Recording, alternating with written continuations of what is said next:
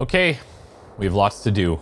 Let's begin. We gotta head downstairs. We have to talk to the cryptozoologist. We gotta talk to Kim. We have to go hear the whispers. Maybe talk to the mercenary guy who we know is posing as that scab leader. There's a lot. And who? Oh, this is the husband, I guess. Hey, Kim. Oh, sweetie. I don't even know how to thank you for finding my husband and helping him out. I hope we haven't been too much trouble for you. Well, it was a truly epic long-distance trek. Truly, a lot of legwork. My partner adores these kinds of things. Here, I want to give you a small token of my gratitude. It's a tie, a Mexican origin. The pin is an antique, quite special. Little silvery knob. Holding the tie together feels warm in your hand. It's the shape of an avian skull with 8 eyes. You could ask her about this when you get the time. It's probably cryptid, but the phasmid, of course, is more important. Yeah, maybe we could tell her, convince her to tell you about some cool cryptids. We have a good chance. There's really no point in manipulating anyone. She'll be only too pleased to tell you about her work. Go on and ask. Hey, Elena, I'd like to ask you about some of the cryptids you've studied. Can you just tell me about a couple of them? Oh, I'd be delighted, truth be told. I could really use the company, too. A lieutenant throws you one of his looks. One cryptid, not a couple. One. This won't turn into some type of cryptid extravaganza. Okay, Kim, just one little cryptid, promise. Nods and assumes a waiting posture. Cryptids, let's hear about all the interesting cryptids. Whew, tough choice here. All right, we're gonna ask one of these questions. Are there any invisible cryptids? What an interesting question. And the answer? Yes, there are. Of course, all fairy tales have someone or something invisible in them. You're right, Kim, it's childish, but I need to know. Okay, I won't spoil your fun. What is the invisible cryptid? It's the Col de Mama Deca, or Dequa. The woman corrects her glasses. Its name means thin whisper of sound, and that's precisely what it is. Self-replicating sound waves, invisible and intangible. The Col de Madama is very afraid of us, which makes it incredibly difficult to track. Col de Mama Dequa can also be translated as a whisper light and low. Ah, a whisper light and low. Her eyes light up behind her glasses. Yes, that's another translation. They're both quite lovely, aren't they? Although the low part is a little ironic. The Col de Mama Dequa makes, or rather is, such a high-pitched sound than other animals, including humans, can't hear it. It could be everywhere all the time, and we wouldn't know. Fine, I'll bite. How can an animal be a sound? Well, many scientists have asked the same question. Some have claimed that it isn't itself a sound, but a tiny corpuscle. Is that the word? That emits sound waves, but there's no evidence to support this theory. Alright, well, thank you very much. This has been highly educational. Of course, dear. Well, also, you never told me that you've seen the phasmid. Oh, you don't want to hear some old woman's ramblings. Ramblings? Nonsense. Your description of the phasmid is the most precise I've ever heard. But darling, I didn't even get the size of it right. Measuring this is important. How'd you get the size? You were a child, my dear. I can't remember what we did for his voice. Really, it's extraordinary that you were able to describe. Now, go on, tell our friend about it. He's proven his interest in the field. Reflexively, Lieutenant readies his familiar notebook. Well, it was summer. I was building a racetrack out of the sand of the beach near a tall stand of reeds. Quite a tall one, many times my height, I remember, when all of a sudden... Oh, what happened? I looked up and one of the reeds moved, not like a plant, but like a living thing. It stood up and looked at me, its body unfolded. Like some antique toy. I'd never seen anything like it. The reeds turned into a creature. I didn't know this can happen, so I reached my arm and touched the thing. It felt like a stalk of reed, but it moved, swaying, towering above me. After a while, 20 seconds, a minute maybe, it left, went into the reeds. Yeah, did you follow it? I tried, but I was only a child. There was mud and high water. I couldn't see it anymore. I was just standing there, knee-deep in mud, looking around me. Well, and then what? I ran back home to my grandmother and asked her if reeds could walk, and she told me they were looking at me, and told her they were looking at me. But of course, she just laughed at me, but I knew I'd seen. For years, it was a story I told at parties when I wanted to impress boys, that sort of thing, you know. Of course, most people just took it as strange, amusing anecdote. So did I, honestly, but then I met Morel. We were on a date, can you imagine? He tells me a story, and it's the most detailed report of the Insulindian phasmid I've ever heard. The sounds she told me it hissed. So that's how they met. This is beyond significant for them. It did, yes. They agreed in a gust of wind. The way it moved, the color, how some of its limbs were white like marble. It matched perfectly with what I know from other accounts. It was amazing. If it weren't for Lena, I might have given up hope years ago. It's no exaggeration to say that she restored my faith in the profession. He looks at her with admiration, for getting a wide smile on his face. Well, how big was it, do you think? It's hard to say how big it was when you're quite small yourself, but to me, it seemed to be taller than I was then, but that's probably not the case. What if it is the case? Well, Kim, what do you think about this, brother? I thought it was a wonderful story, ma'am. All right, well, thanks for sharing this with me. You're welcome, sweetie. I do appreciate the chance to relive it whenever I get one. It was just such an impossibly sunshiny day. So warm. And she could get up and walk right into the reeds on her own, into the mud, anywhere. Well, so I think we're good. Thanks, ma'am. Okay, handled. We did get an eye-sighted terror-torn tie, Inland Empire and Volition, at the cost of drama. A slender bolo tie held together by an antique clasp in the shape of a bird skull. The skull features 8 cavities for eyes. It's disturbing, but you can't look away. I like it. Okay, so we need to call the public library, call the station about the dead body, look for Ruby on the coast. We have to go back to that mural. We have to check we have to tell Morel about his traps.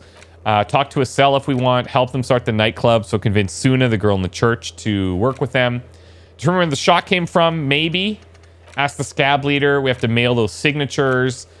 Send the body for processing. And, like, we are cruising. There's going to be lots happening here. I couldn't possibly shower thanks on you as enthusiastically as my wife has. But I am grateful for your assistance, officer. He tries to play it cool, remain professional, but inside this man is itching for some news in the traps. Hey, well, listen up. I checked all the traps. Good, and? Well, one of them was empty. Completely empty? Yes, there was nothing in the trap. No locust, no phasmid. No locust, but no phasmid either. That's not ideal, but... The old woman's face lights up. It just means the Insulindian phasmid is even more clever than we thought. She's engaging in a well-known self-deception called motivated reasoning. You should correct them. Of course, more clever. You're dealing with a subject near and dear to their hearts. It might behoove to tread lightly. Yes, the phantasmal Dea picked off the locust and escaped. This is good news. Though we'll have to reconsider the design of the traps, make them more secure. His companion sighs. Another trip to the reeds.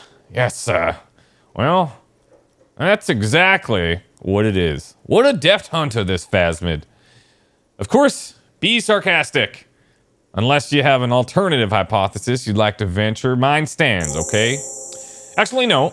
Excuse me for getting emotional. This is a big deal for us. You've helped us twice now and brought us some great news, too. My gratitude and the gratitude of the Society Cryptozoologique de Revachol is yours. Heartfelt gratitude, but does it feel like closure? What really happened? Thank you, it's an honor. We should probably return to our main investigation here. It's been refreshing, but... Damn it, Lieutenant, have you no intellectual curiosity? Let's try an alternative theory. Nope. You have your suspicions, but nothing can form into a viable explanation. Well, here's an idea. Maybe the locusts ate themselves. Auto-cannibalistic locusts? Unconventional thinking, officer, but really, cryptids aren't your area of expertise. It's okay, dear. Most hypotheses turn out to be false. Alright. Hey, did you know about Gary hiding that armor? Hell no, I had no idea, and I'm still cross with him, to be honest. It's not like him. He's got his quirks, but dishonesty or disloyalty is not one of them. Hey, nice. Thanks. Doesn't dare say anymore. He's still glad his friend stood up for him. Alright. So, done. Talked. Happy. Everyone's happy. Regular law official. Give me something good. Probably something esprit de corps. Not even. Just raising all learning caps, but then we're losing shivers, which is kind of bad because we need shivers right now for that check on the wall. And dull but solid. You've done it, Harry. Whatever else you are, you're also boring now. It was not easy. You spent most of your life trying to funk up every nook and cranny of your personality. When someone says something political, the first 3 thoughts in your head are a ludicrous hodgepodge of communism, fascism, and stock tips. When they ask you why you did something, it's superstardom, apocalypse, or the mea culpas of a flagellant cop monk.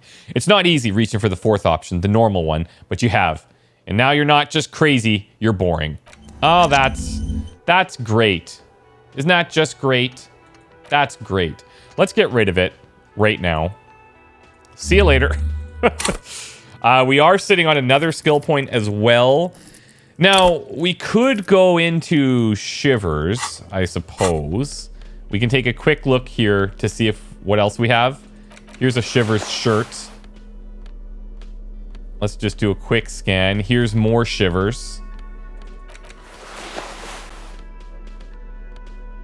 Pain threshold. We have quite the collection of clothes. Do we not? Oh, here's another one.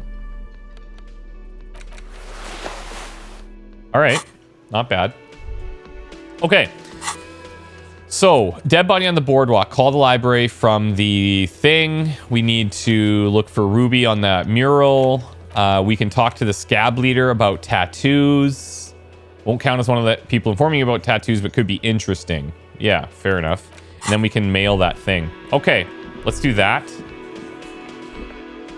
Oh, this is the dude from the apartment. Apartment 28. I want to be mindful of our time of day because the time just like flies by.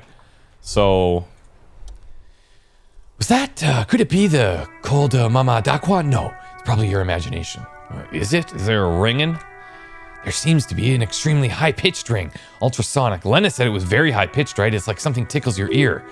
Lena also said it couldn't be heard by any other animal, including humans. What you're hearing might just be a regular bird. Honestly, your ear isn't hearing a whole lot. The distant hum of the industrial harbor, the traffic, but admittedly, there is a high-pitched noise somewhere there too. But then, isn't there always? Wait, Kim, do you hear that? No, I don't hear the cold Mama Dakwa, and neither do you. Of course he doesn't, he's deaf. Listen closely. There it is again. You're about to rediscover a long-lost species. Must be very close. Maybe, just maybe, it'll come towards you. Move your head towards the sound. Oh no, the sound is going further away. Go after it. Too late, it's gone. There's no ringing anymore. No, come back, please. Oh, we can think about the Koldo Mama Dakwa. Keep your ears peeled then. If the species really has migrated to Martinez, you're sure to hear it again. Okay, we'll do that. 7 hours, no bonuses. You heard it, the mysterious Koldo Mama Dakwa. You're certain that you did. Well, maybe not quite certain, but let's say you're hopeful, because it would make you very special to the only human being who can hear this invisible, incorporeal bird, this animate whisper, this particular sound. You're gonna have to keep listening, sharpen your ear. Go for it. Got nothing else on the go. Okay, Kanima. Hey, what are these guys doing? Fuck the world and piss. Who wrote piss on their jackets? What is up? That's one brutal motor carriage. What? If I were a real skull right now, I'd jack it, paint it in palm tree livery, then bottom light it neon style. His companion wears a simple yet elegant slogan, fuck the world. Snazzy shit ripped skull mobile like this would make a fine trophy. We could like hang fucking shrunken heads from the side mirrors. Cops' heads, scary tribal shit. Yeah, I don't know about that, actually. Yeah, tribal shit. A cop carriage like this would have proper skull value. While I appreciate the interest you take in my brutal motor carriage, I have to stop you right there. The RCM takes threats directed at its property seriously. It's just theoretical work, Copper. No basis in reality. Man, if we were certified skulls right now. Certified skulls. Now there's a strong organizational title. Hey, who the fuck are you? I can tell you who we're not, cop. We're not snitches or skulls. Okay. Which is not to say that the skulls are bitches and On the contrary. The part of the presentation you want to take home with you, cop man, Oh. is we're not part of the skulls. So Yet. there's a lot of these little overlapping statements that we hear. Like, I want to say, was it the limbic system that told us that? Like the part of the presentation you want to take home with you? Like there's it has to be like intentional using those same statements. I can't remember if a limbic system or something else, but we've definitely heard that the part of the presentation you want to take home with you is this. We're not part of the skulls yet. Okay, then let's indulge in some intellectual exchange. These young men seem eager to share their beliefs. Well, who the hell are the skulls? You don't know? What kind of cop are you? It's not a question, don't get into it. Well, of course I do. I'm just testing you boys. The skulls are the most vicious gang of the Besmertine. His voice rings with excitement. Besmertin, or the Besmerti. The Immortals are West Revacholian crime syndicates. The nastiest bunch of psychos ever, jacking carriages and getting into high-speed chases. Possessing an infinite amount of fuck-all swagger, infamous for their non-verbal modus operandi. Non-verbal? If a skull spots you, he will pull out his dagger and stab you without saying a word. The lieutenant's voice is calm as usual, a testament to the violence and death he's witnessed through the sight of his firearm. They usually occupy the burnt-out quarter in Jamrock, where you can find them loitering around their brightly painted, bottom-lighted vehicles. Oh, I can't wait to become a skull. Bottom lights are wretched aggressive. Hey, you guys know anything about the murder that took place over here? Murder? Yeah, a man was hanged in the backyard of the Whirlin' in Rags. Yeah, sure, we'll gladly tell you everything we know about it. It was a man. Also, he was hanged. Listen, guys, don't fuck around. I'm the law. He was hanged from a tree. Yeah, I mean, duh. These punks don't know anything. Let's just move along. Hey, stop right there. How does one know anything? This sounds like epistemology. A field so occupied by thought that it begins to question thought itself. However, there's no way these young men could possibly be aware of her work. No, you don't know shit. Exactly. How can one know shit? For example, how can one be sure that there truly is a body hanging behind the hostel? Well, there isn't now. What if it's an art or a mere specter? Maybe it's true. The hangman is merely a prop in a performance. We are the audience and the artist is hiding somewhere in the dark. Yeah, I suppose that could be the case. A brilliant work of art. Lieutenant raises an eyebrow but does not comment. Hey, Cindy's the Skull's the painter, right? You guys know Cindy? Cindy the Skull? Oh yeah, Cindy's a right proper skull. Yeah, true artist of the future like Arno van Eyck. By the way, if you see Cindy, give her our regards. For all their nihilistic posturing, these young men are not lacking in youthful idealism. There isn't a hint of hate in them. It's like they're piss and fuck the world out of some kind of moral obligation. Lieutenant on your left is unusually lenient towards them. Huh. Your rhetoric's a little confusing. Are you part of the Skulls or not? We're not franchise Skulls, not quite yet. Once we get our name out there, we'll have a chance to join them. Well, what makes you think the organization would even want you? Because we can be just psycho and vicious. You'll see. Oh, you'll see for once. For sure, once we're in. It's the last thing you'll ever see before the void consumes you. Throw him off his game. Are you sure a skull would say that?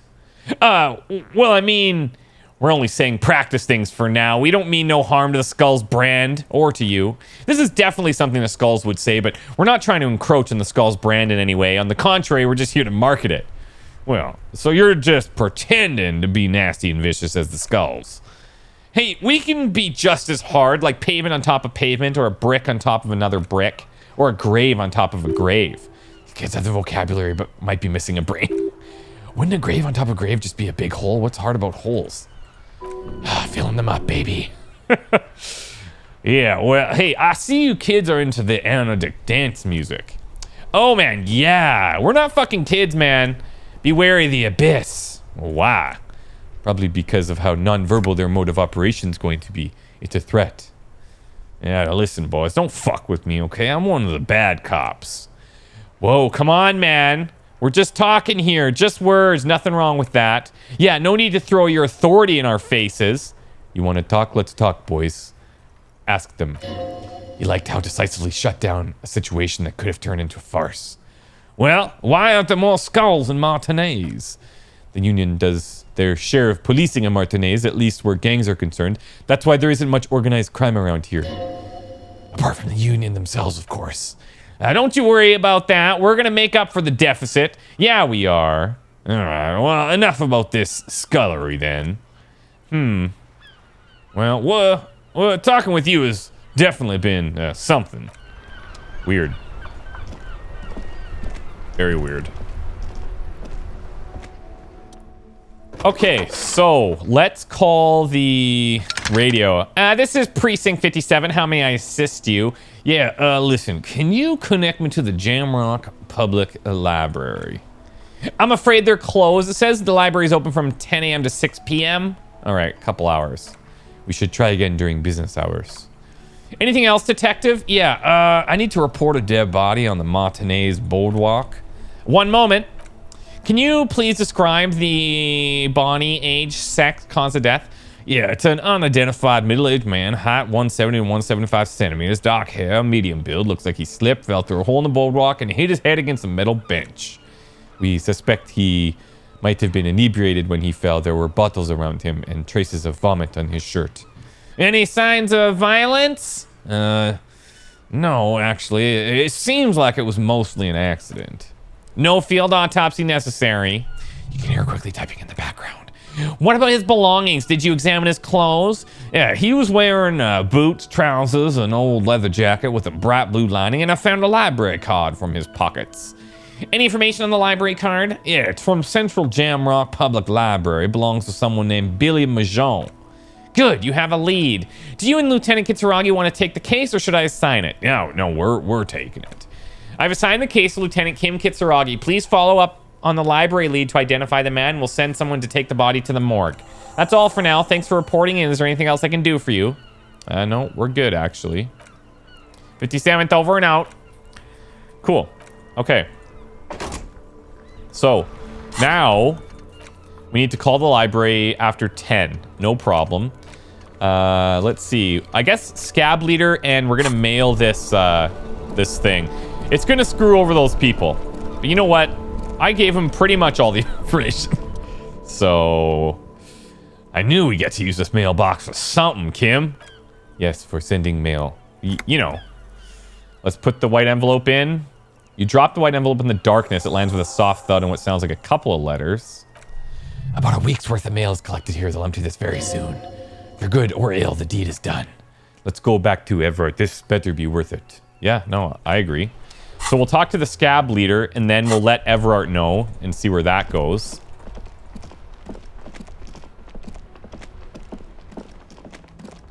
I don't know if I should be in all this Shivers gear, but whatever. We might be missing out on some stuff here, but it's hard to say. Work! Right to work! Shame on you! Hey, listen. I think you may be able to help me decipher some tattoos. I'm gonna show them the photo. Maybe that'll be like, oh, they know. Don't think so. Suddenly this feels like a really, really bad idea.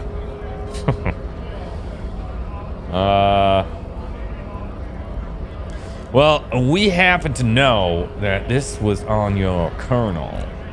Wordless, he takes the photo and looks at it. Gray R's dart back and forth on the glossy surface. His face is unmoving. You see dead flesh and colorful rivers of polychrome, melting skin and hair. After a while, he cranes his head side to side and says, "Fucking loincloths really did him in." Loincloths? Yeah. Okay. Can you tell me what the tattoo means? What it means, he points to one tiny star in the web of lines away from the man's heart, almost on his stomach. In what must have been Seminine. I can tell you what this one means. Only one. You want to hear what happened here?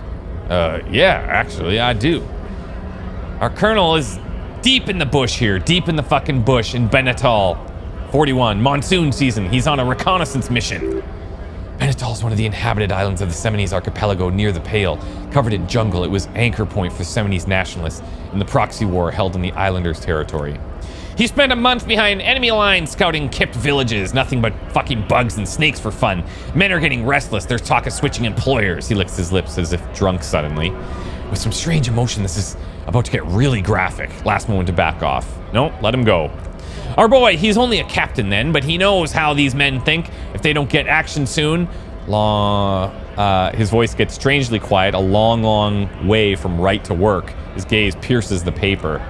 At dawn, he comes up upon 2 kips breeding in the bushes by the river. Or maybe they weren't breeding. Maybe they were just making eyes at each other. I like to think they were breeding. We shot the boy. He was useless. But the girl, she was nice. A little fat, you know, but not too old. Uh-oh. She was quite the entertainment for the week she lasted. Ugh. Expired in the hands of Sarge Mason. The kind of guy who'd make chief there. He nods towards the man on the gates.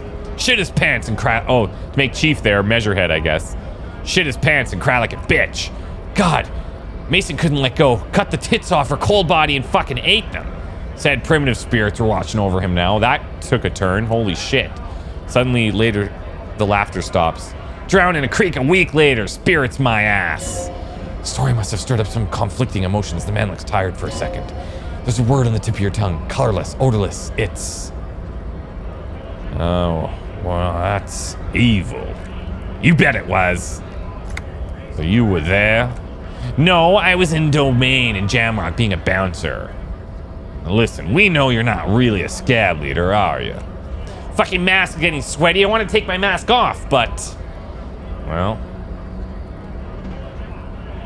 Can I have that back? Go ahead. All right now. Free commerce. Keep the goods flowing. On the photo in your hands, the dead man's skin is studded with stars, tens, hundreds of them littering his dead skin. Hey, are you a mercenary hired by Wild Pines? Free flow of commerce. Say very quietly.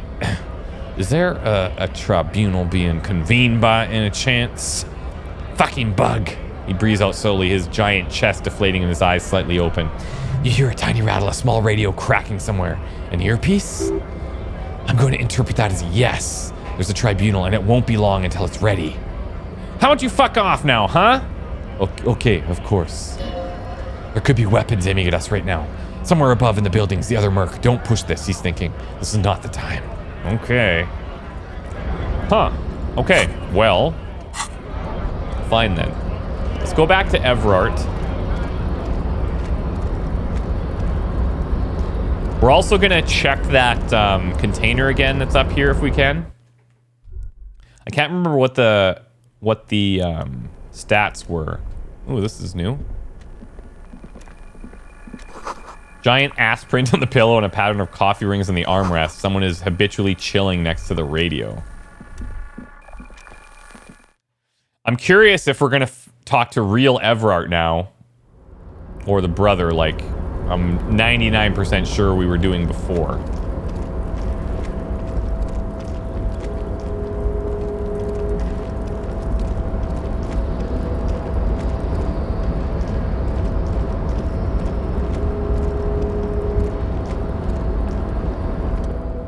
Rhetoric. Okay.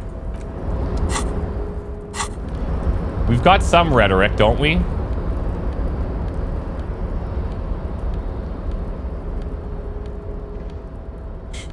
We might not even. We don't have any boost to rhetoric currently.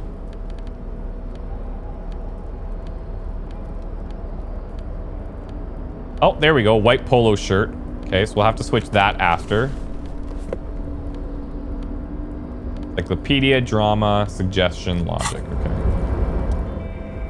Come on now. Nice. Despite the dirt that surrounds, that trails you, a beacon of light emerges from deep within you. Hello? Anybody in there? The door stands silent. Satisfied, detective? Try again. If someone's in there, I'd like to talk to you. Just like that, you hear a click, then a rattle. Some mechanism unlocks itself inside the door. Mega rich light bending guy? Deep within the container, a voice. Ahoy! Come in! You can't be serious. Kim, I told you, man. You just gotta believe. Some doors can be opened. What in the actual F is this? What the? actually bending light. Man stands at the far end of the shipping container. It's hard to say anything more about him. You cannot make out any of the details, but you do feel the overwhelming presence of capital. Let's squint. Something's amiss. The light beams bend around his face and scatter in 1,000 directions. It seems the laws of physics do not apply here. They're suspended, distorted, and echo. Trying to visualize the physics at play is liable to give you an aneurysm. Don't think about it too hard. We failed a calculus check. We needed 20. Well, yeah. In the general stillness, only your tongue moves, flickering as you utter, what's going on in here? Welcome, welcome. Not too much, actually. Just pleasantly surprised to have company today. You can't hear him exactly, yet you're able to understand every word he says. It's very strange. An overwhelming hum covers everything. Voice doesn't escape from him. Now, what can I do for you, gentlemen? What can you see of his body appears composed in a sharp summer suit and yacht shoes. Hey, who are you? Who am I? Oh, I haven't been asked that question for such a long time. I don't meet a lot of people outside my circle these days. Anyhow, my name is Rustam Diodor. Investor, license holder, and extremely high net worth individual. HNWI. And you are? Mr. Diodor, I am Lieutenant Kim Kitsuragi of the RCM, and this is my partner.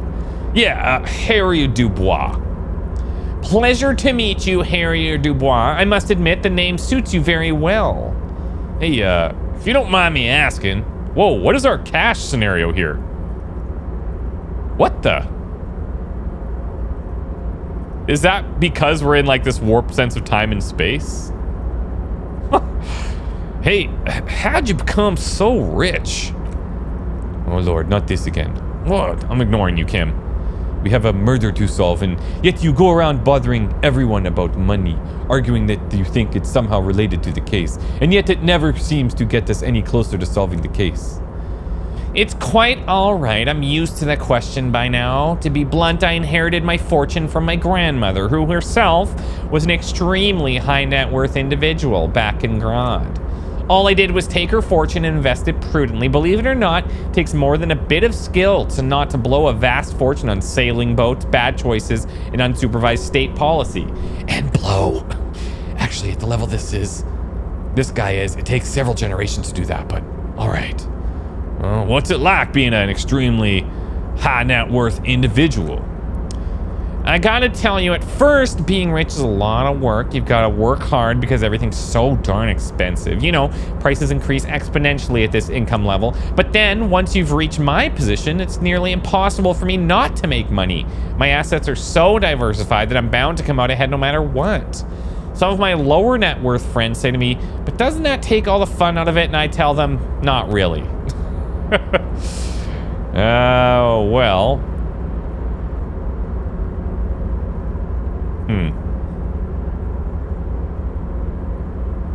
You know, it's great that you've done so well for yourself, but don't you think you owe some of that wealth to the rest of society? Sure, they benefit when I buy things to stimulate the economy. Do you know how many jobs it takes to build and maintain a racing yacht? I don't know, hundreds at the most. Dozens, at least. But my point is this, he says, jabbing his finger into the air a bit. Every man gets what he earns. It's the height of tyranny to take that from him. Man, being a high net worth individual sounds pretty great. It is, truly. It's almost entirely carefree.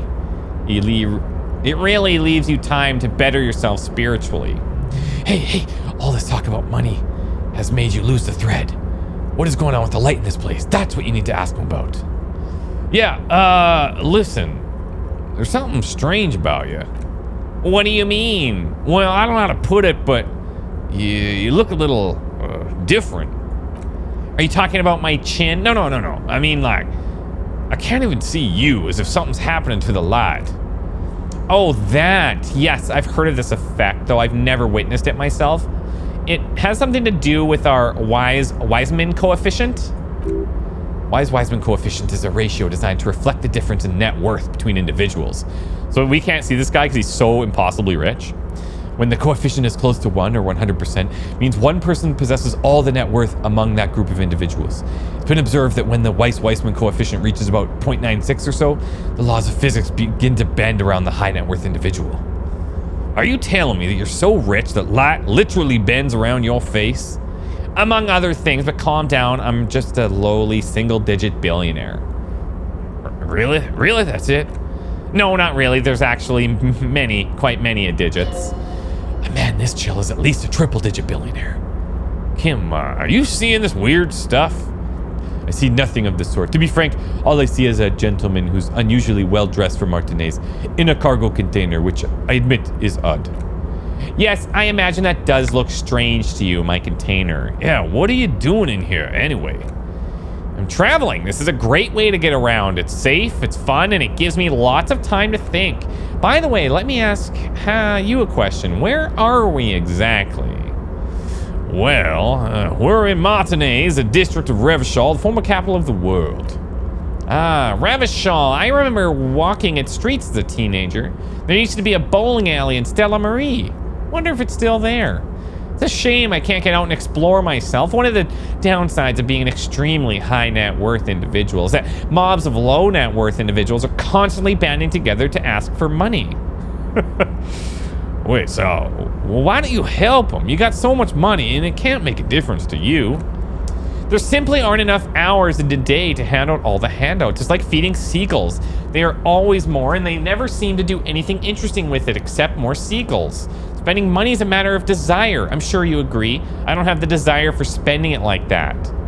So you just like travel from place to place via shipping container? Smart? No. It also provides a means to hide from all the targeted advertising we extremely high net worth individuals are constantly subjected to.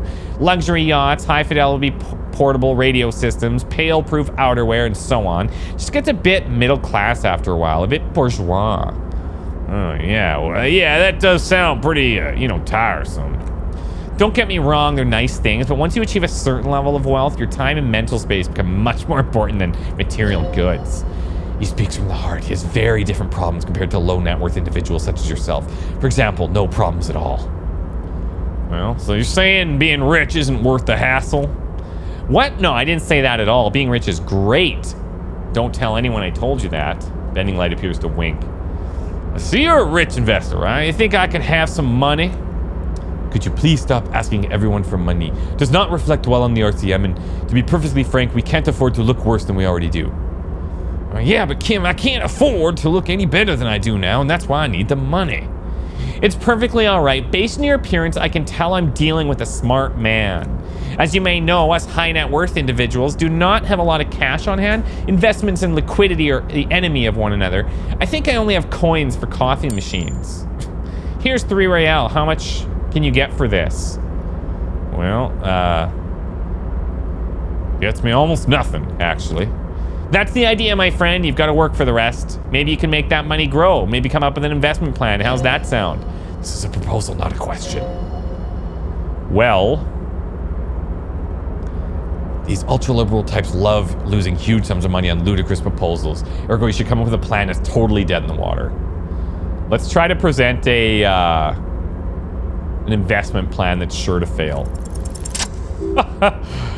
Nice. What's worse than throwing money at something that's already failed? All right, listen. I've got this idea for a board game. Go on, brace yourself. It's very high concept. I'm ready. It's a pen and paper game where people all over the world can play with each other using radios. Making an idea that wasn't worth anything in the first place and trying to pass it off on your own? How very entrepreneurial. I love it. Hold on, have we met before? I don't think so. Yeah, on second thought, it couldn't have been you. Your idea reminds me of a group of young men who came to me a long time ago calling themselves Fortress Accident. Yep. The name should have been a red flag. They pitched me and a handful of other investors on an idea for a role-playing game that would, in their words, change the world. Well, what happened?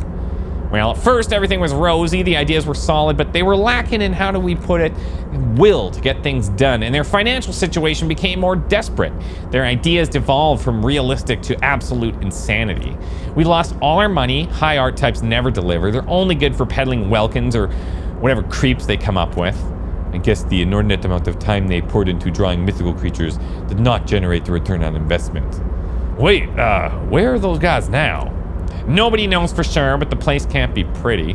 Did you try to salvage the project? Sadly, when we got there, it was too late. The concept had run out of steam, only dust remained. What I want to tell you is this. It's a very bad idea. Dead in the water. You seem like a reasonable man, but that is not a reasonable plan. Okay, well, maybe I was wrong. We've all learned something today. You sure you don't want to give those little Welkins a second go? Bankruptcy sequence. Absolutely not. Well, we should get back to our investigation. It was a real pleasure. Sadly, though, my current lifestyle prevents me from remaining more than a brief time in any one place. Perhaps we'll meet again somewhere far away. Farewell, friend. May your peace of mind guide you to happiness. That was unexpected. Unexpected. Okay, so we need to clear out another one of these for a bankruptcy sequence. Let's see. Rhetoric, conceptualization's nice. I think we can probably get rid of this one. The fails healing this stuff is, we have plenty. We have plenty. Bankruptcy sequence, temporary -1 to empathy.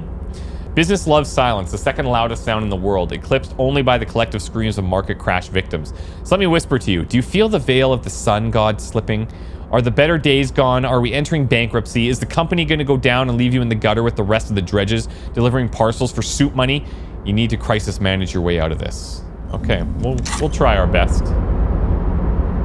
Oh, yeah, see how our money, like, gradually got back to normal as we left?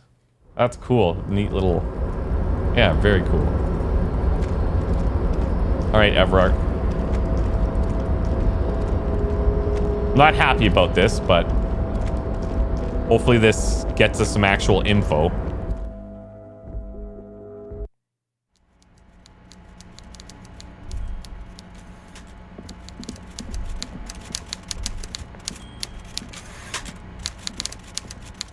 Lazy eye. Dubois, I hear the meeting with Titus was a glowing success.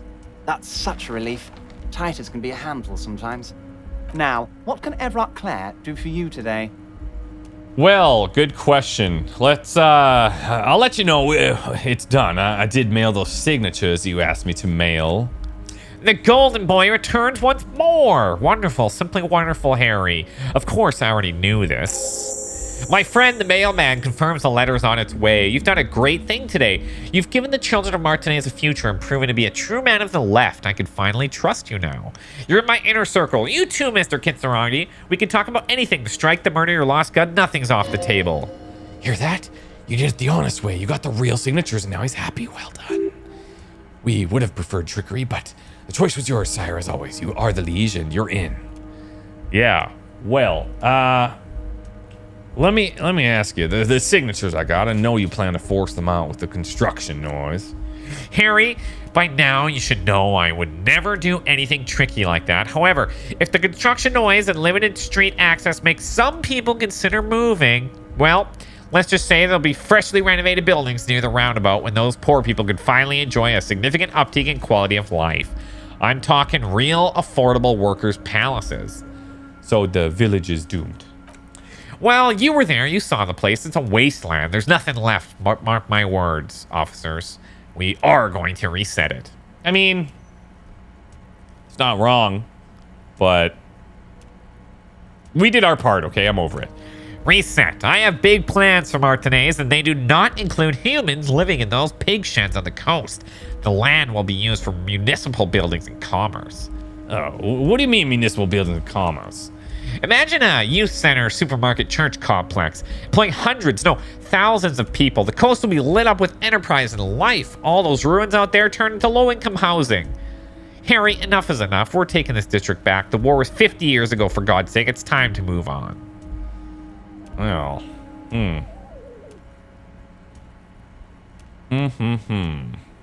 Low-income housing. If even part of that's true, then I guess why not?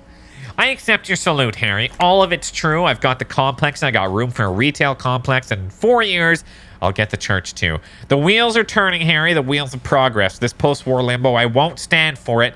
There are kids practically playing with their own feces out there. It cannot go on. There is true indignation in his voice when he speaks about the state of things and even a touch of pain. And it is shitty out there. You know? Then there will be the giant statue of him towering above all. But wait though, are you gonna like erect a statue of yourself out there? I'm not a symbolist, Harry. I'm a realist. My statue will be Martinez rebuilt. 5-story building complexes, kids off speed, and landowners in ozone hating me. That will be my statue and yours. We're doing this together. Well, all right. It sounds like you got this. You can rely on my vote. Oh, I do, Harry. I really do. I'm going to make the working man richer than Joyce Messier with that vote of yours. That's my job, just like yours is to keep the peace. Okay, well, on to more important things, Evrart. Did you order the hangman killed? Order it? You know I meant didn't kill him. They told you it was a happy accident. You know how it is when one takes the initiative. If I wanted him dead, I would have had to do it myself. And I'm too fat for that. Why are you so fat, Evrart? Glad you asked. I've got type 2 diabetes because sugar and fat was all my mother had to give me and my brother Edgar when we were kids. He wags his finger at you. Good job, too, as it made me ugly. And ugly people, Harry, are much better at politics. So he even here references the brother. Unless I haven't mistaken, I think Edgar was the one with the lazy eye. That is true. People don't trust pretty people. Well, what do you gain from him being dead? Why, a war, of course. And why do you want to gain from a war? Victory, Mr. Kitsuragi. I have victory to gain. We're going to start a war with the Wild Pines group and win before they even realize there is a war. Well, they're trained military people. Aren't you afraid for your men? Harry, we outnumber them 1,500 to 1, and that's just Martinez. With all the units of Revachol and with public opinion on our side, we can hold off 2 men or 15 men or even 50. The more they send, the worse it's going to look for them. They made a huge mistake hiring those guys. No one likes foreign mercenaries. The leftists hate them, the fascists hate them, and even the moralists think they're in bad taste. Well, how is this connected to the strike? Harry, there's no strike, only war. Class war. Or in business terms, a dawn raid. Or wait, he pauses to rub his chin. Is that when you still pay them for something? Because we don't do that. We're not going to give nothing. We're going to take Terminal B away from them. The roads, the gates, the containers, that big crane, even the damn coffee maker. We're going to take all of it for the people and fuck Wild Pines. The word fuck rings like a gunshot from his mouth. He doesn't swear often. So that's why you haven't let Joyce in. Yes, it's also why I let that midget Gaumont go. He's too nice. I can't put him through this. Plus, he knows how to get in there. That woman can't tell her tits from her asshole. She has no chance. What? Tits from her asshole. It's a local saying. Actually, no, it's not. Well, why are you telling me all your plans all of a sudden? Because we're friends, Harry. Besides, it doesn't matter now. You can go tell her if you want. It won't change the course of events. We have a significant head start. It's already happening. Well, do you then know who killed the hangman? No idea. Could have been his own mother for all I know. If you ever find the guy, give him a big fat kiss from Evrart Claire. Couldn't have done it without him. Really doesn't know. Well, how do you know it's a guy? I don't. I told you it could have been his own mother. I'm pretty sure it wasn't anyone from the Union. Maybe it was the mob. Maybe he killed himself because he was a closet socialist. Truth is, I simply don't know. He really doesn't. Well, how many of you guys are there in the Union? 2,372, plus yours truly, of course. 2,373 is a sizable contingent for a labor organization. And how are you going to fund your new independent harbor? Oh, you mean what sort of goods are going to be flowing through? How am I going to replace all the contracts we'll lose with the poo-poo hits the fan? The clients who will ditch us? Harry, we've thought of everything. Clients would take a well-known multinational conglomerate over a local mobster any day. You sure you thought of everything? We've been running back-channel negotiations with all the major clients. I think the company will be unpleasantly surprised to see how many of them stay loyal to Martinez and to the new competitive contracts we can offer. With renewed zeal sparked by communal ownership, the men will be shipping these containers double time. And you'll be surprised just how fast things go without parasites latching on. We'll have our hands free to pursue bold, exotic, new revenue streams. Oh, you mean like drug trafficking? Drug trafficking? Don't be stupid, Mr. Kitsuragi. There are perfectly legal, 100% ethical chemical factories on the Samara Nistola. You don't have to be so colonialist about it. All they do is produce components to keep the pharmaceutical industry running. That's people's health we're talking about. Old grannies, little babes, people with disabilities. Oh, that's just the tip of the iceberg, though, isn't it? The company thinks transporting these chemicals in bulk looks bad. Bad optics. Maybe illegal in some countries. The Debarders Union, however, we're all about the large volume column. We're going to transport the living daylights out of those materials, Harry. So your sick kid can get his benefit, and your wacky uncle doesn't have to come off Risperdal. Benefit's a children's cold medicine, usually apricot flavored, and Risperdal is used to treat severe psychosis. And the kids on the streets can get speed and Parolidon. I'm an old-fashioned guy, Mr. Kitsuragi. I sometimes grab a beer with the boys, but I have no idea about the things you just mentioned. He knows. But if I were to supply ingredients from some sort of rainbow party, I would make sure the Union took a fantastic share and I'd keep that stuff far away from Martinez. He's basically admitting to it. Yeah.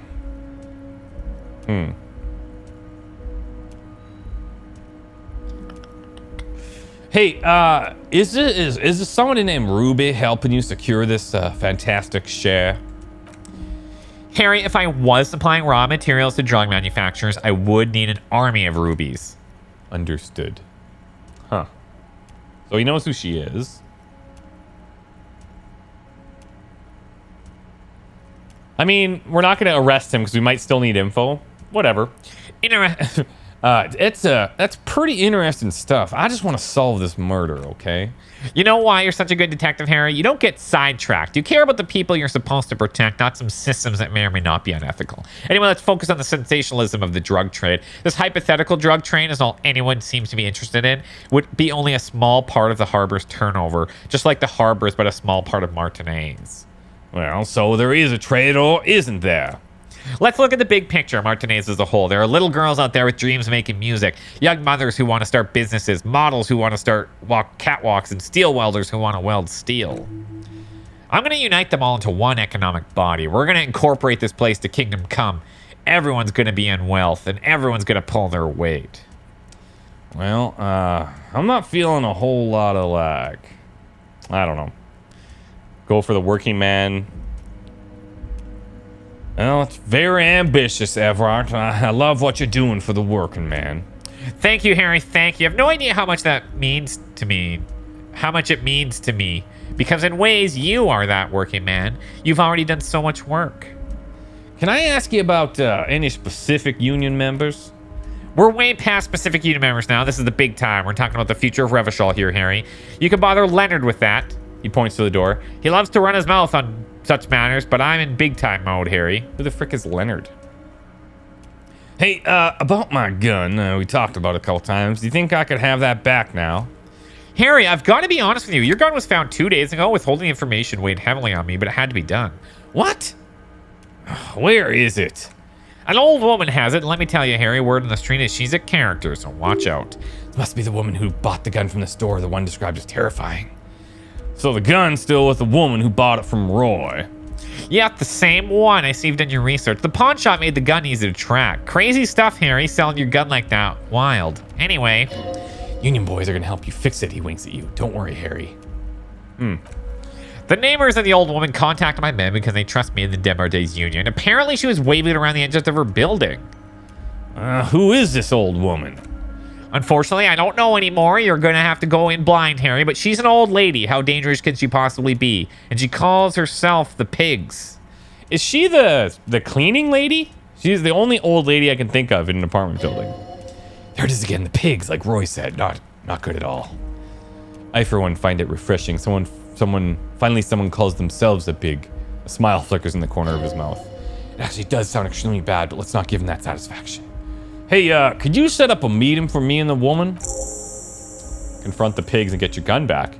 I already have. Tonight starting at 2200 near the old fish market on the coast. The one on the boardwalk. A little past the fishing village. Be careful, Harry. I would never set you up for anything dangerous, but you did ask for this. Now, back to the fun stuff. So she'll be there tonight at 10 o'clock. More fun stuff. Seems like we already have fun stuff to do. All right. Great, Harry, great. I think we have truly built a bridge between Martinez and Jamrock today. We've united the RCM and the Demarnay's Union. This, he points to you, then himself. It's been so great. I'm sorry we don't have more fun things to do together, but if you ever feel like bouncing something off me, my door is always open. Right. Well, you remember that container outside? It turns out there's like a mega rich light bending guy in there. Mega rich light bending guy? Oh my god, how'd you get in there? Or how did that get in there? Well, I think you probably just got trapped, honestly. Damn it to hell, Harry. I specifically told my guys to check the containers for mega rich light bending guys. Well, nothing can stop an innovative mind like his. Honestly, Harry, we might be moving on spotted drugs through this arbor, but I won't be caught transporting the light bending mega rich. I have a reputation to protect. Well, yeah. You're right. The transportation of mega rich should be more tightly regulated. Didn't seem like it was safe. You're a fucking idiot, Harry. I love it. Thank you for sharing this deep, idiotic part of yourself with me, a hallucinogenic market liberal. I love it. So poetic. I shudder to think what you're going to tell me next, Harry. Not for 1 second did he believe there's an actual mega rich person somewhere in the container. Well, I also finished investigating the local drug trade. Ah, yes, your sign investigation. Thank you. You've got some spirit cleaning up phony drug accusations alongside this murder. I'll talk to the mayor and see if I can get you the key to the city, Harry. And let's talk real business. Actually, Revachol doesn't have a mayor. He refuses to discuss it further. It's probably just a small nuisance. Not even a speck of anger in his voice. That's it then. All right. Okay. Confront the pigs and get your gun back. So that's tonight. Body on the boardwalk. We have to call the public library in 10 minutes from now. So let's get out of here.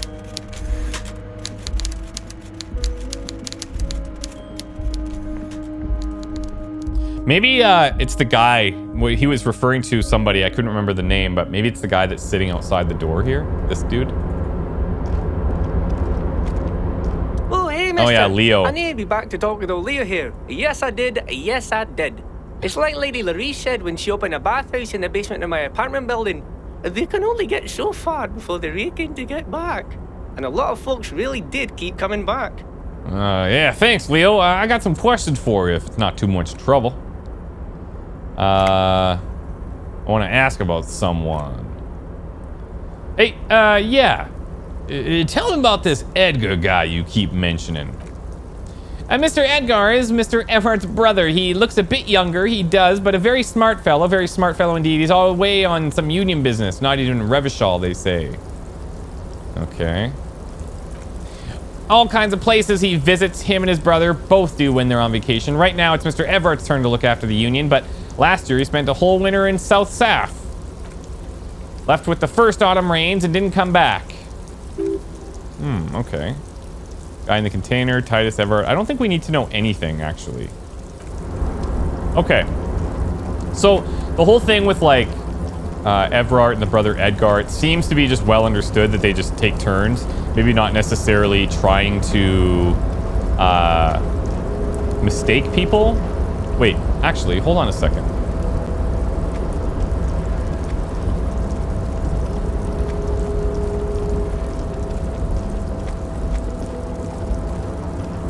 And I don't even know if this matters, but it's such an obvious thing where one was mentioned with that lazy eye. Hey, mister.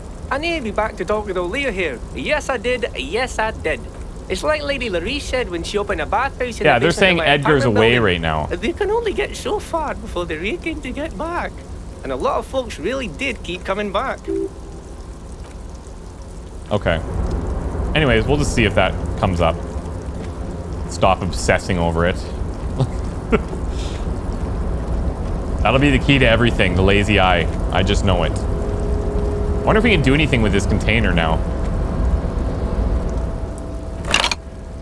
Crane does not return to its original position. Doesn't move at all.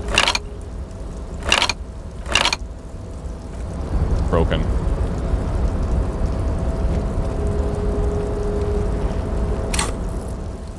Okay, so we'll sit on that skill point for a bit.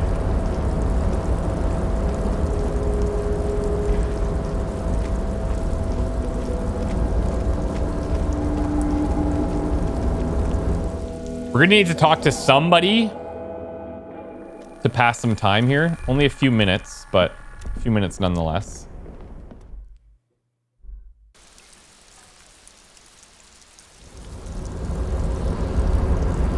We talked to Kim. Yes? Tell us about the case again, will you, Kim? What do you want to know? Well, would you say this is a mysterious case? No, it's not particularly mysterious. Alright. A little bit, but there's nothing really we can get out of them. Let's double check to make sure there's nothing else we can do here. We can send this body to processing.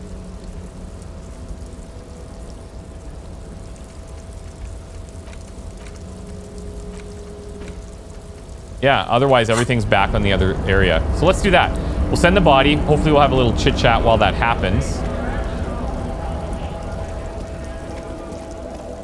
And then we'll go across.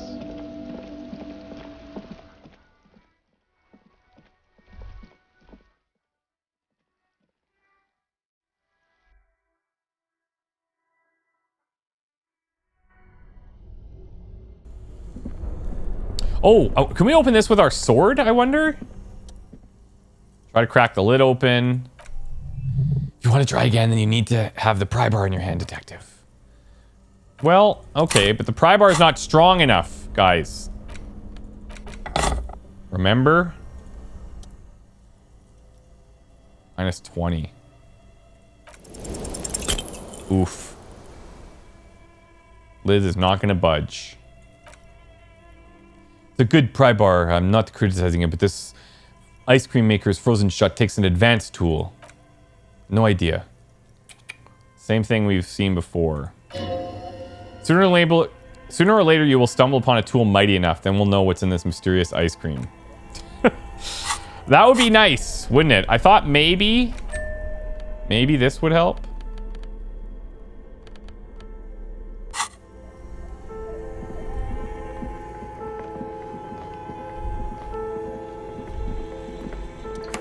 Okay, let's thoroughly search the body one more time. Knows there's a bullet in there. Yeah, see, look, it's huge now. 97%. The only way you fail is if we roll double ones.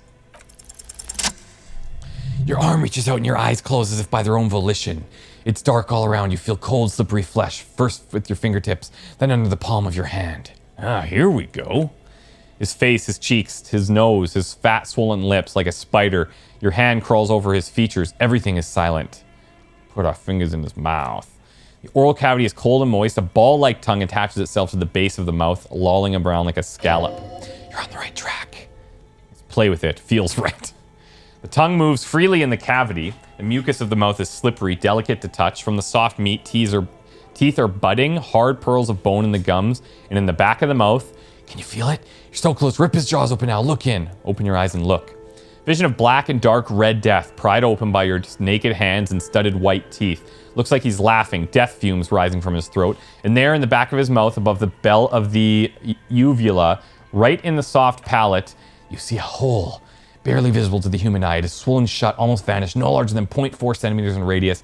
The edges appear darkened. An abrasion collar. This is what we're after. Abrasion collar, Kim. Abrasion collar. There's a pen in his hand. The notebook is open at the copy paper. Let's touch it. A black trickle of liquid runs into his throat from the wound. Put your finger in. Your index finger fits right in there. A tight tunnel of flesh opens up. Tissue damage. Wide enough for 2 fingers. As you push both in, you reach through his mouth right into his brainstem. Brainstem? Yes, that's what this part is called. Feel around first. The basal ganglia feels clumpy. The bullet has torn apart his reptilian complex. This man will never sleep again, never wake. The funk soul brother at the back of his head has gone dark, brother. Push deeper. Your fangs slide into the remains of his limbic system. There's no resistance. Its gelatinous and slug-like structures are damaged too. The tearing extends deep into both hemispheres. The cavities here cut right between the hemispheres. Lieutenant answers with the sound of his pen on paper. Your fingers are all the way in now, reaching towards the inside of the skull. The cavity goes further, but the entry wound isn't wide enough for the rest of your hand to follow. Wriggle in.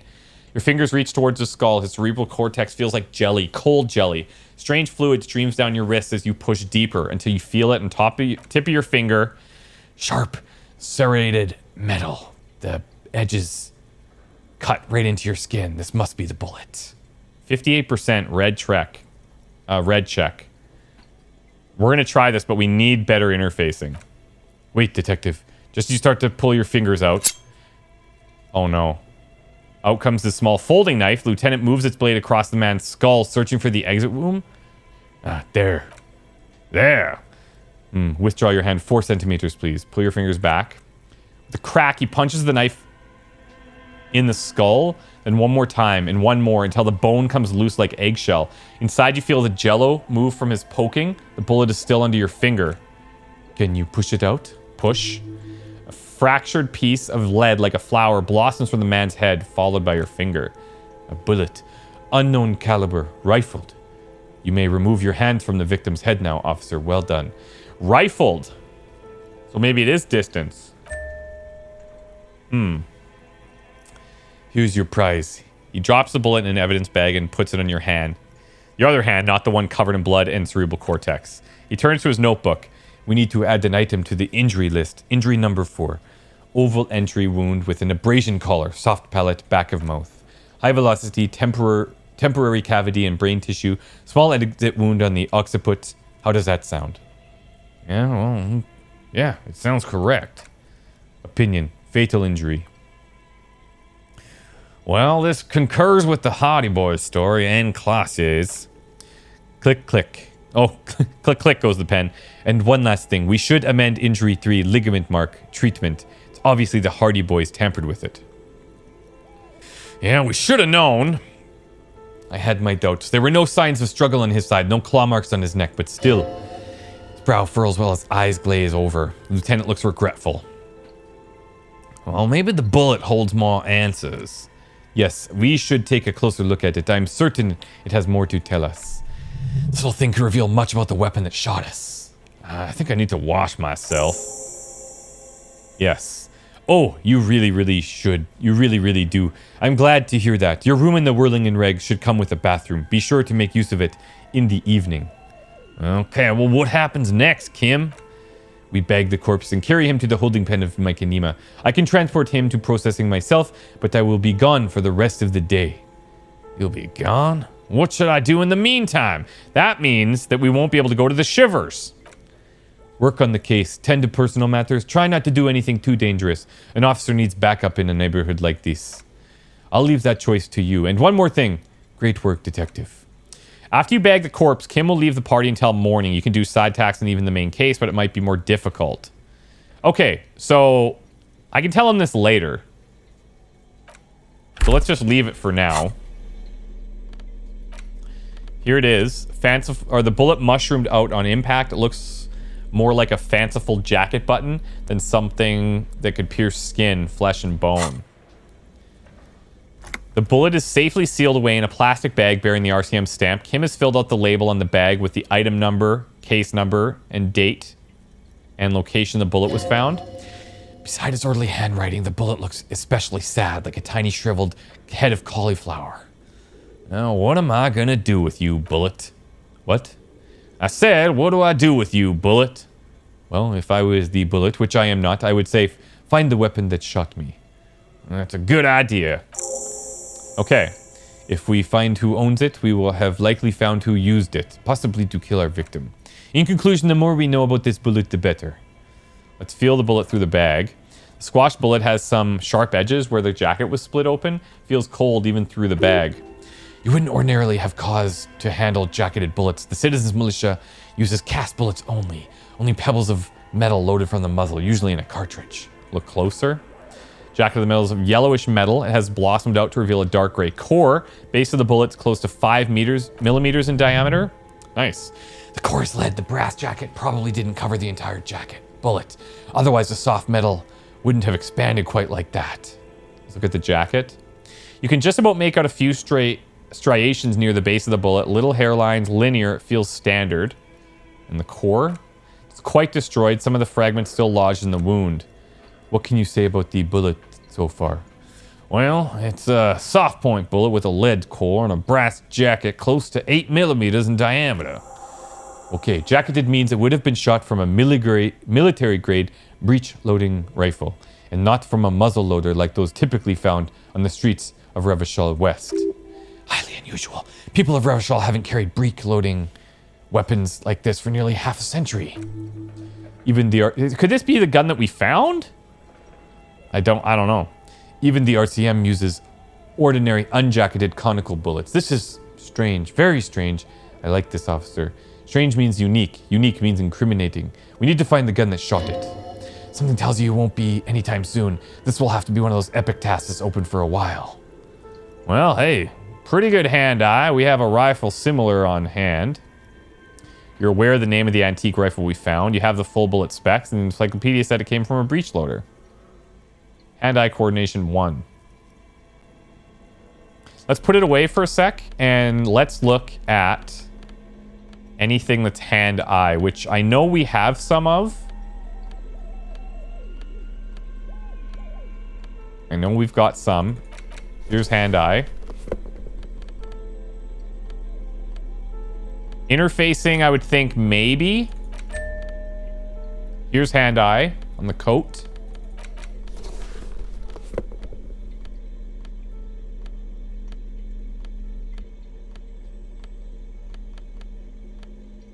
Okay. Find the murder weapon. Perform an advanced analysis using hand-eye coordination. On it. Wash off the death smell. Okay. Let's do it. Bullet. Dive in. 92%.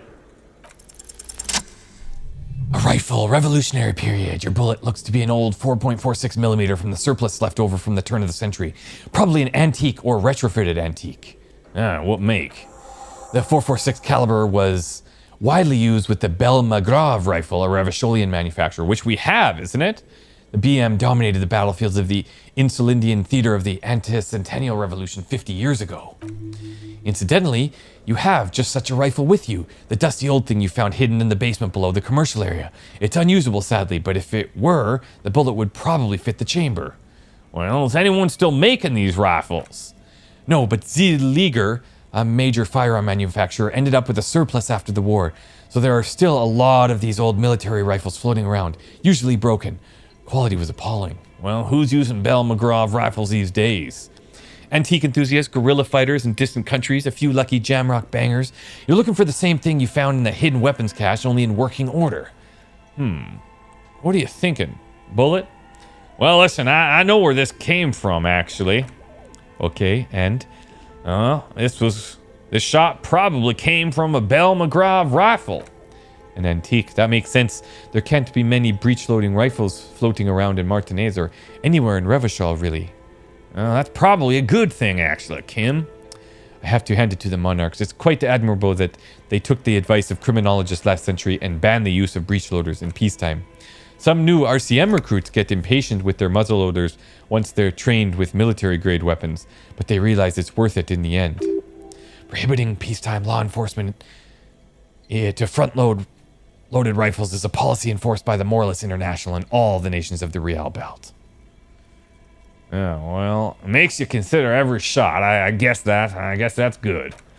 Imagine if everyone, cops, citizens, had access to firearms that could shoot multiple rounds without pausing to reload. No shit, Kim. On point. And the first shot, the second, third, and so on come much easier. But back to the investigation. Well, seems like I might be looking for an antiques enthusiast. Doesn't seem that likely. We'll check all possible leads. Next step, finding the gun itself. Know where it came from. Bel-Magrave. Good thing. Want to see if we can go through these other options. You think the victim could have been mixed up with some foreign guerrilla fighters? Let's find out. Next step, finding the gun. Okay, so he's just going to say, find the gun. Locate a working firearm that shoots 4.46 ammo. Okay. I'm going to try to go through there one more time.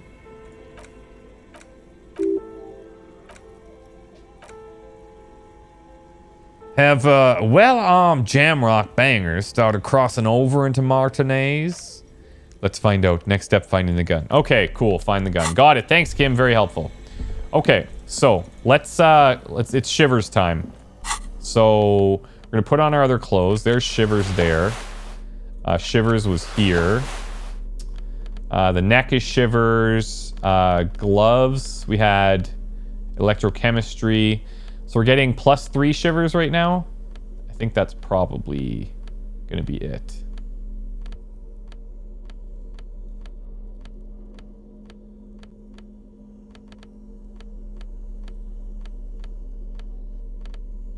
Half light.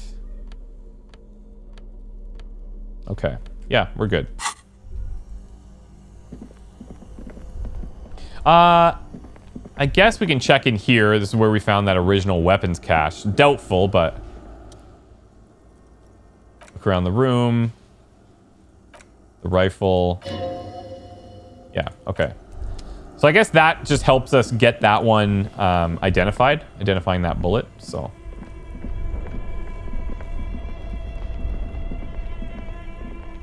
Shivers time. Actually, on the way to, we'll call the library about that death on the boardwalk.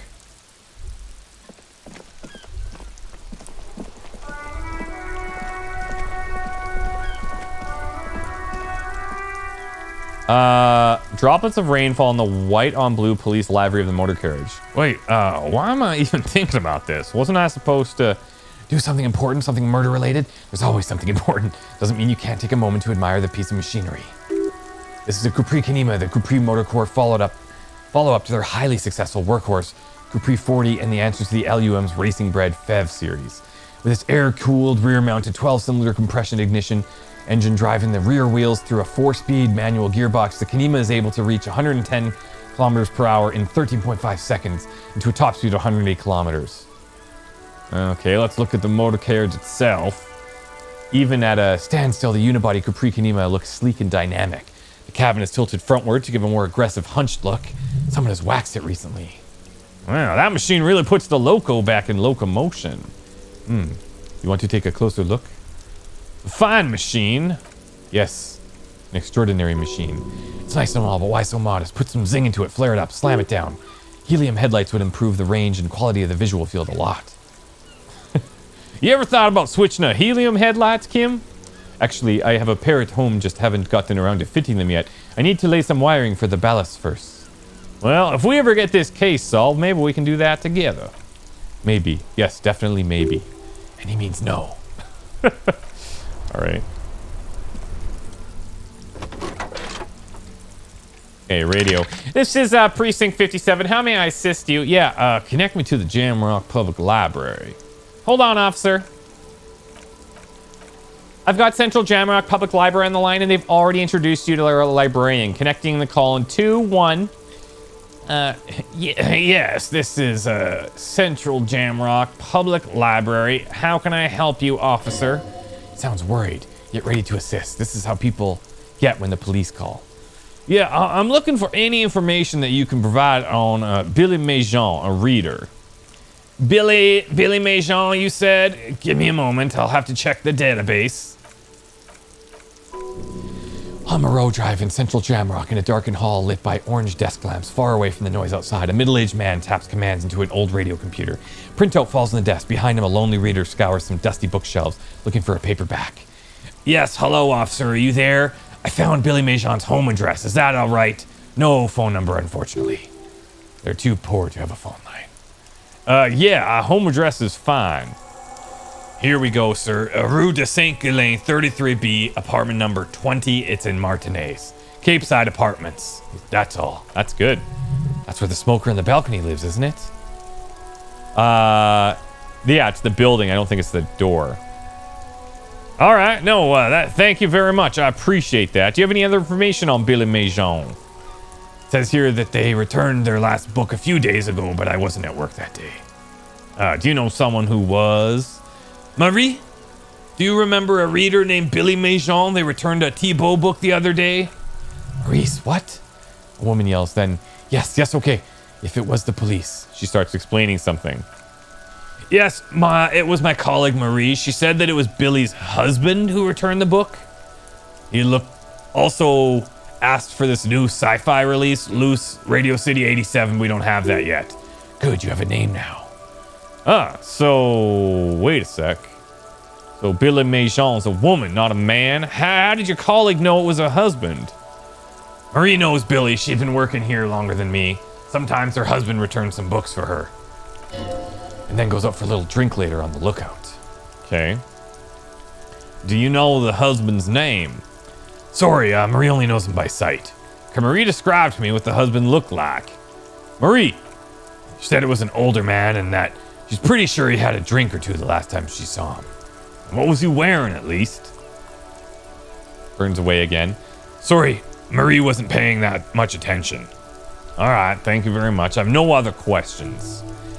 Happy we could help. Goodbye, officer. Hangs up. Okay. So now, go to Billy Méjean's apartment to deliver the bad news. It's in the apartment buildings in North Martinez, apartment 20. Got it. We'll head there before the Shivers wall. Seems straightforward, but you know how it is. Nothing is ever that straightforward.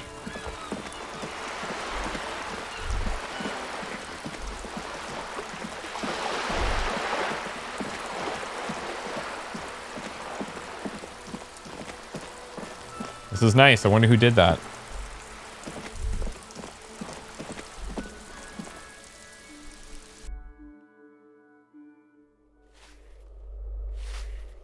Okay, so it's confirmed. I don't think it is her. This is going to get our gun back tonight, so that's big. Hey, have we seen this? Guess not. Book, 16 Days in Coldest April. Cover featuring a row of concrete buildings with a monochrome rainbow in the sky tells a rather excruciating story about two lovers during an ethnic unrest in Yugograd. Book has been filed under psychological realism. You hold the 16 Days in Coldest April. Cover image shows a row of concrete apartments above which span a black and white rainbow. Feels heavy. Indeed, the book is unusually heavy in your hands, as though the cover were lined with lead. They would do that in Grad. How long is this book anyway? You flip through the book, the pages are thinner than you realize, and the type quite small and tightly set. It's nearly 600 pages long. Real art is dense and difficult. If it didn't feel like you had to wrestle a suicidal bear to get through it, you weren't really reading. Well, I could look at the back cover. Dominated by a black and white photograph. What does she look like? She can't be much older than her mid-30s in the photograph, and yet from this cover, the eyes of a sad old woman stare back at you. You start reading. Cold detached prose, the author describes a scene from one of the Yugograd riots in the 20s. Youths overturn motor carriages and set trash cans ablaze while heavily armored guardsmen dash in and disperse them in a flurry of baton blows. Yugograd riots took place from 27 to 29, fueled by ethnic unrest and the state's repressive tactics. These events are often seen as marking the end of a brief period of liberalization known as the Yugograd Spring. Like all such periods, it is frequently memorialized in art and literature. In describing detail, the excruciating detail, the author describes the socioeconomic conditions that have brought the people of Yugograd into the streets, centuries of humiliations and despair, and then during these riots, two young people meet who would physically hurt you to keep reading. Okay. You made the right life choices today, sir. That might draw out like a thought from us, potentially. Let's go to the balcony. Oh, you know what? We probably just should enter from the back. I think that's the only place where we have, we have this one.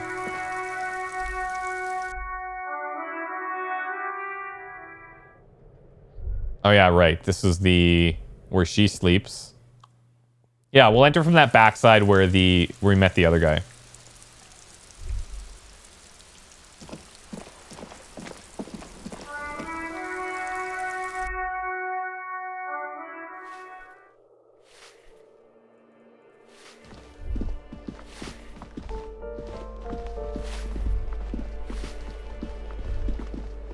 We were in there. Wait, maybe it's this one.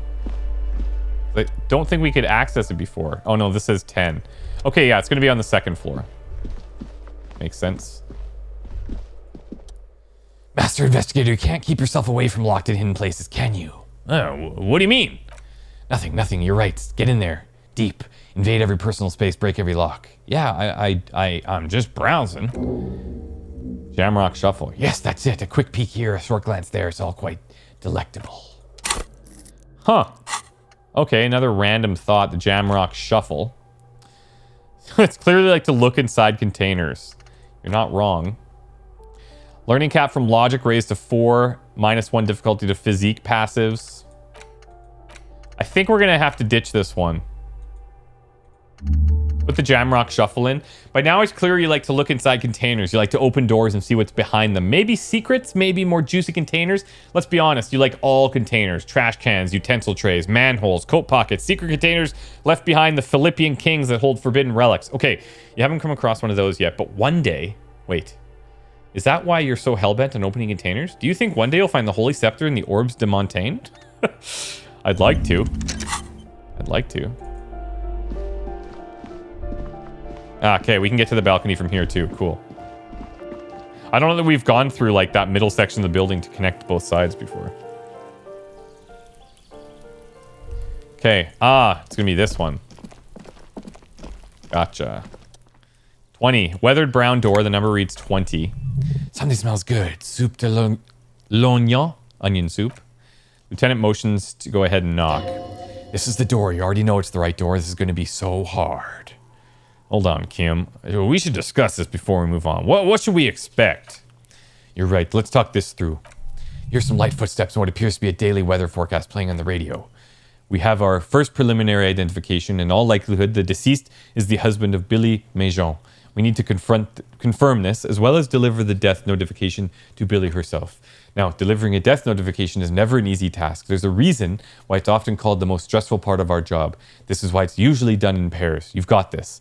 I'll be monitoring reactions, ready to act if necessary. Okay, you got any advice on how to tell her he's, dead? Just don't say that you know how they feel, because you don't. Good advice. All right. Okay, I think I'm ready, actually. Hello? Who is it? Who is it? Very French. Someone turns down the radio. Is this Billy Méjean's home? This is the police. Please open the door. The police? A moment, please. Give us a moment. Us? Tidying up nervously. There's fear in your voice. Come in. The door is open. Okay.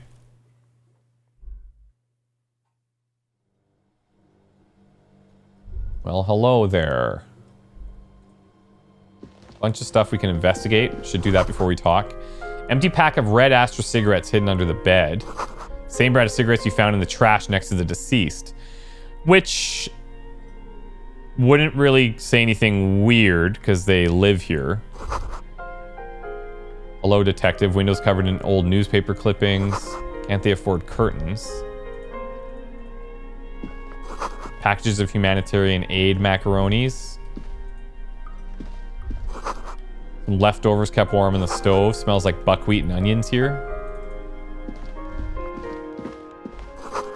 Chalk drawn height chart for children's growth over the years. Oh, children's room here. Uh-oh. Textbook for high school mathematics and 2 kids, likely. Posters of contemporary pop stars adorn the walls. Clock is ticking away with an odd cheerfulness. Ticking makes you anxious. Rings hollow in the room. Oh, this is going to be tougher now. It's you from the book stand. Oh, yeah. Back? Working class woman, that's right. Right. I don't think I introduced myself properly. I'm Billy. Would you like something to drink? Or tea, lemonade? We're out of coffee. Lieutenant has taken off his foggy glasses, is busy cleaning them in his handkerchief for now. You're on your own here. Condensation from stepping inside. He must feel vulnerable without his glasses. Is this why he's letting you take the lead? Thanks, ma'am, but I'm all right. Is this about Victor, my husband? Is he in some kind of trouble again? I can come pick him up in the station if that's what... She stops, her eyes trying to read answers from your face. Something changes in her expression. Oh no, this is something much worse. Is he in the hospital? How bad is it? How about some small talk before you break the news? Definitely no small talk. This isn't the time or place. I'm just going to be honest. Got a good chance.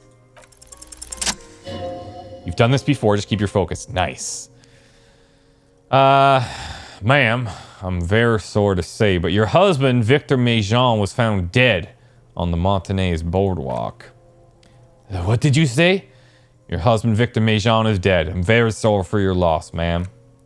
Oh, but he was just... She looks at the kitchen table where 2 cigarette butts are still in the tray. But he was just here, alive. We understand this comes as a huge shock. I want you to know that me and my partner are here for you if you have any questions. Take your time, ma'am. Well, what happened to him? Her neck and cheeks are covered with red blotches. Her double chin is shaking. Well, it's a little early to say, but at first glance, it looks like he slipped and it hit his head, unfortunately. Was he drunk? Alcohol may have played a role, yeah. I see. And you found him there, lying in the cold. How long had he been there? You say 2 days, maybe. It will be etched in her mind forever. Well, it's hard to say at this point. She blinks, eyes welling up with tears, as her hand starts searching for something from the pockets of her dress. Here. The lieutenant hands his handkerchief and offers it to the woman. She nods and slowly wipes away her tears. Is there anyone you could call for you? A friend, a family member, someone who could be here for you? No, I just need to tell my girls. The air gets sucked out of her lungs suddenly. Unreal. God, should I call them? Should I tell them to come home? No, a day. Honestly, it maybe take a day to recover. You'll be better prepared when they come home tomorrow. Good. That's probably the right thing, thank you. Just tell me, what do I need to do next? Where is he? Can I see him? We've taken him to the city morgue. The local coroner will be contacting you shortly to arrange the funeral. His number in case you want to contact him earlier. Very good call. He hands her a leaflet with the morgue's contact info. Is there anything else that the RCM could do for you? No, I'll call you if something comes up. I'm still... Thank you. Thank you for telling me. I'll call if she runs out of breath. Again, I'm very sorry, ma'am. Lieutenant nods to the woman. She looks back at you, her voice lowered. We should step outside and talk. We'll just set the library card by her and leave.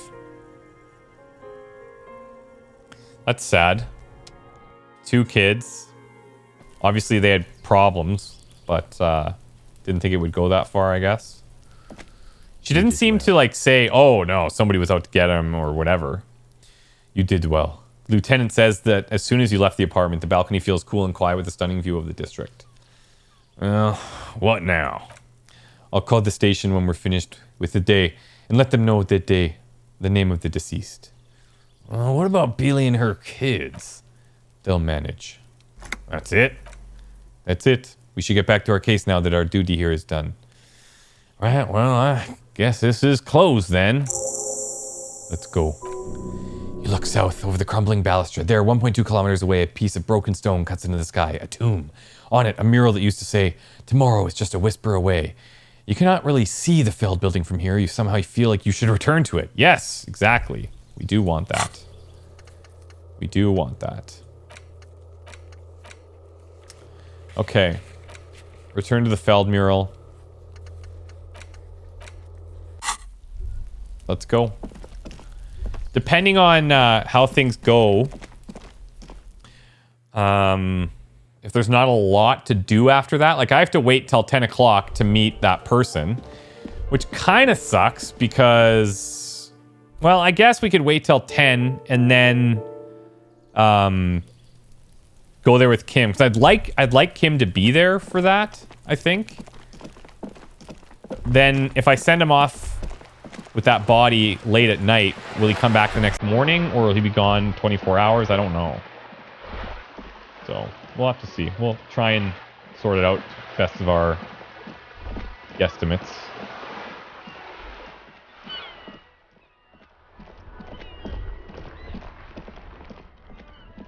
Oh, what was that?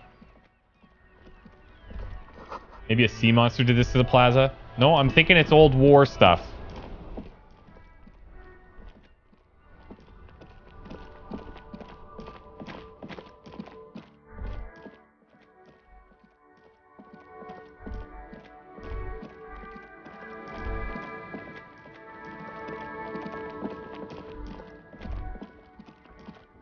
When we came to investigate this wall before, I was getting confused as to which wall it was, but now I'm like, I'm on it. 100%. We know which wall. Had our hot date, grandma, kids.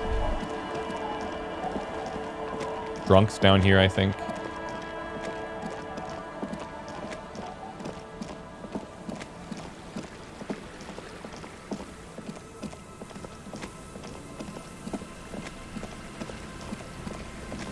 Oh, hello. He's showing his kid the sign. And Mikhail, notice the windows, especially with how there are no windows on the south side. This was to deal with. He sees you approaching and smiles. You, officers, come to investigate the historic subtext of West Martinaise. Not exactly. Title stand. You must be Kim Kitsuragi, right? I was just telling my son about this building. Not a lot of people realize the historic significance here. How does he know Kim? Very rich in hypertext.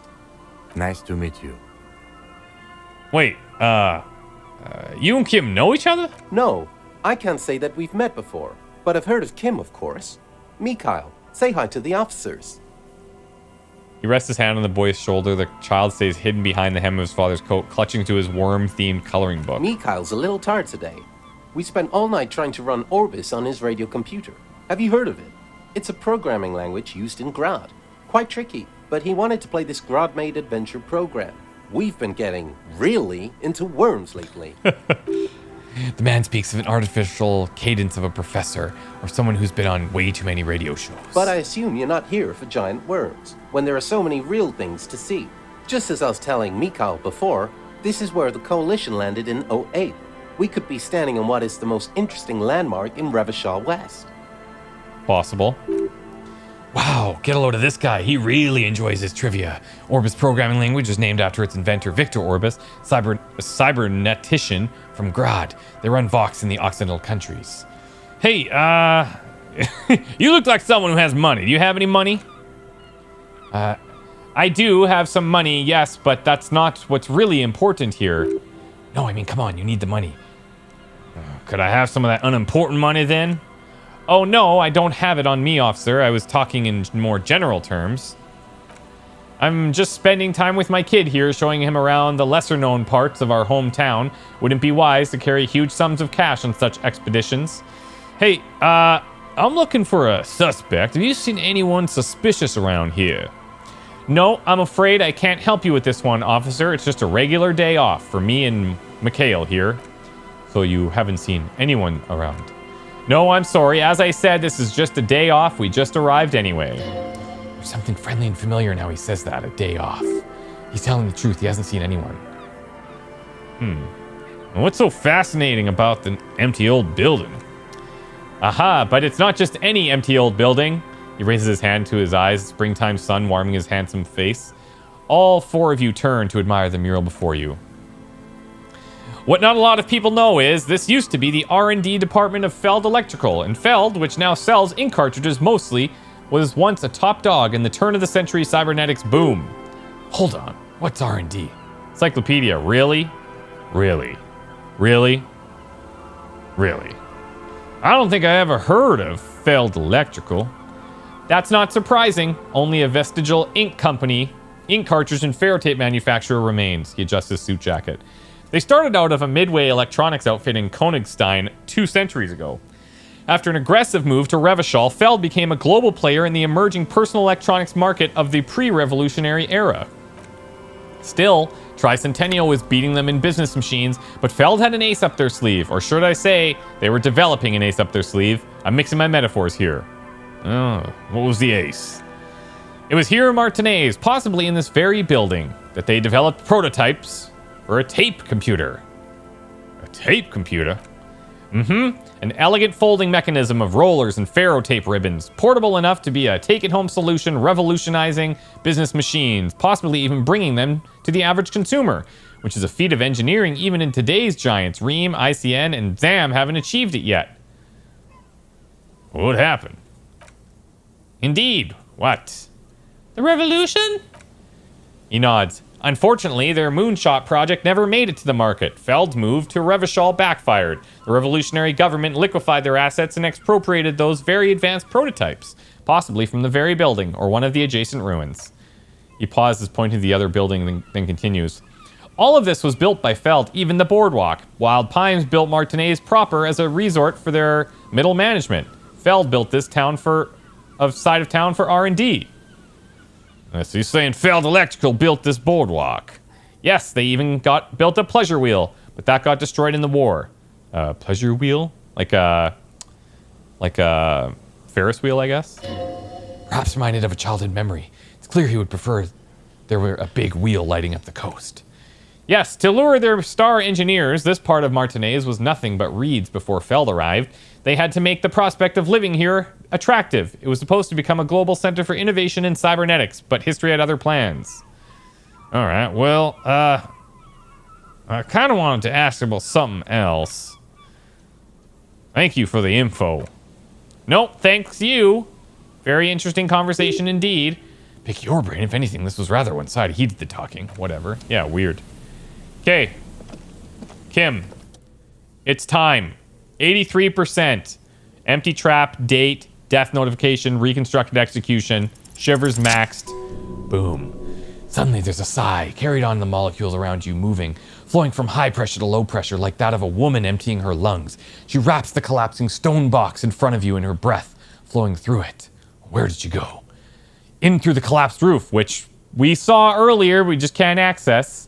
Flowing down a concrete staircase to the basement, sweeping away footprints in the dust in the stairs, and then the beach below the boardwalk, its winding tunnels a whisper away. I think she's down there below the building. Oh, okay, why? Well, honestly, I've been getting these strange cold spells, and good, yes, cold spells. So basically your hangover is telling you she's down there. Yes, I can literally talk to my hangover, Kim. That's how bad it's gotten. Right, how do we get it though? The doors were collapsed inside of the building. They're gone, basically. Well, there's a ladder. Maybe we can climb that. Perhaps you can climb them. We're not climbing anything. I'm 43 years old and I plan to live to see 70. Okay, we can climb the ladder. I was thinking that it might be through that little sewer entrance. Climb the ladder or find another way. Oh, there's this too. Yeah, see here?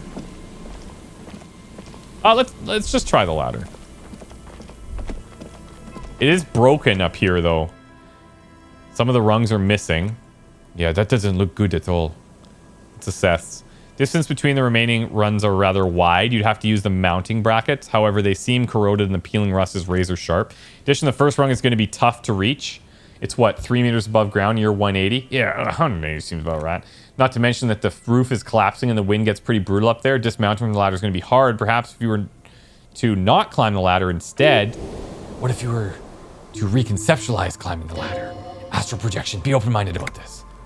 What if I don't climb and I just teleport? Teleportation is not a thing. Well, it is a thing. It just needs a bit of concentration. Okay, let's say teleportation is a thing. Wouldn't you need some kind of scientific apparatus to create a teleportation field? You can't just do it without an apparatus. What are they talking about? Teleportation, Michael. It's generally thought impossible. And it won't hurt to try. Oh yes, it could hurt a lot. Teleport to the roof. We had not bad, actually. 42%. Savoir-faire. If this actually works, we have savoir-faire. Somewhere. Do we not? I know we definitely have negatives to savoir-faire. Here we go. Glasses.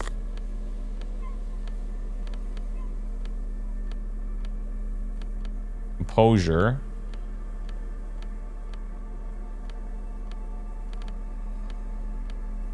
Okay.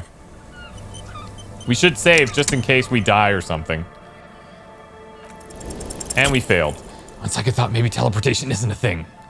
What? Why? Because you're just standing here squeezing your buttocks and nothing is happening. I'm not saying it. Lieutenant looks at you with that, I know you're thinking this stupid thing look, as you grow tired of clenching your buttocks. Fine. We'll go in through a pipe, maybe?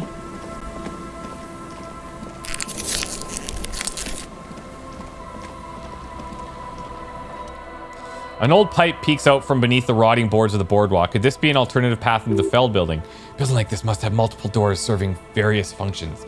Perhaps a basement access. Come closer and look in. Your eyes slowly begin to adjust to the darkness inside the pipe. Lieutenant looks over your shoulder.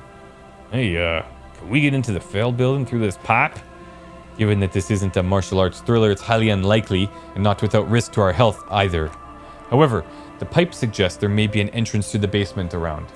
Lieutenant pushes aside the reeds and looks around. He means the pipe must be coming from somewhere in the building. Lieutenant's face lights up. He doesn't usually notice these little things. And it's right here, a maintenance door. He points to the rusted metal double door to the right of the pipe. Well, that ain't gonna be good. The white check. You and Lieutenant lean your weight into pushing the doors apart, but you're not quite synchronized in your efforts. They slam shut before you can enter. Let's take a breather and try this again later. It's very rough. Okay. Okay. Hold on. Let's go back to that front area. And then we'll do a trip around the thing. Remember this? We were like, oh, maybe that could be a way in. Nothing's coming up when we're near it, so I guess not.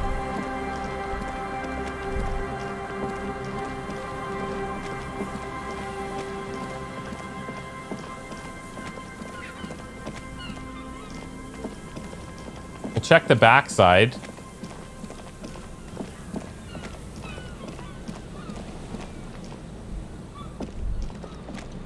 Once again, just checking out the boardwalk. See if we can maybe tick off the tick this off from like the gunshot thing. But I don't see anything we can investigate here.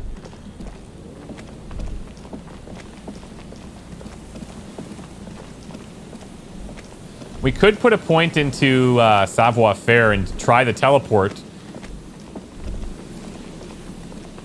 I know we're likely not going to actually teleport, but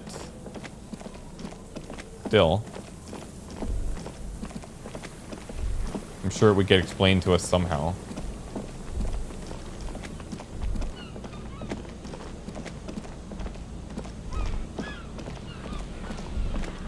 Yeah, not seeing anything.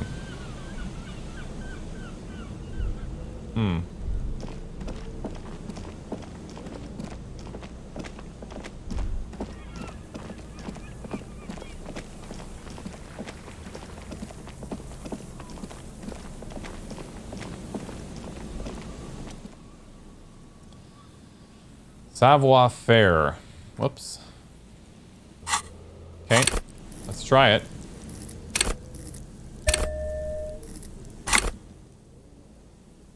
I guess we have to re-enter it. 72. Nice. All you need to do is close your eyes and concentrate. Darkness enfolds you. You can feel the distance between the bench, the first rung of the ladder. All you need to do is do it. Zoot, zap, pow, crinkle. It's like magic. You feel yourself disappear, your atoms fading out of existence. Oh my god, I can't believe it. Bam! Find yourself on the roof. I did it, Kim. I teleported. I just saw you climb the ladder. You just climbed it like a regular person. The wind at the top of the building starts howling loudly, blowing away the lieutenant's voice. Faintly you hear, never mind. Find a way to get me in when you're inside. Don't go adventuring without backup, especially if we think the suspect may be hiding here. Nice. Very nice. Very, very nice. We have some empathy checks to retry. Okay. Central support beam's been destroyed by artillery fire.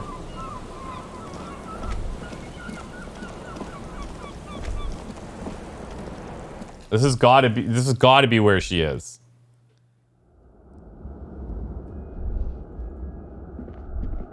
Goes down even further. Glass is covered with grime and dust. You can barely see out. Martinet is 98. Faded picture postcard from the end of this last century shows Martinez as it was before the revolution. It's the height of summer. Rue Saint-Guilain is teeming with parasol-wielding bourgeoisie and wild pine flags buttressed in the walkway. Nothing's written on the back. So we could, in theory, put these in order. 21, 37...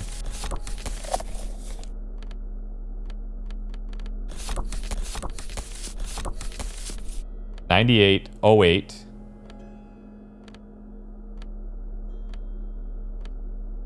21, 33, 37, 46, and 51. So you can see like super nice, and then slowly less and less into complete shit show.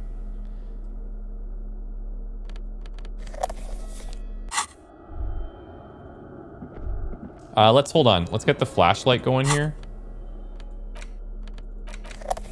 And clothing wise, let's put on like some of our people ones.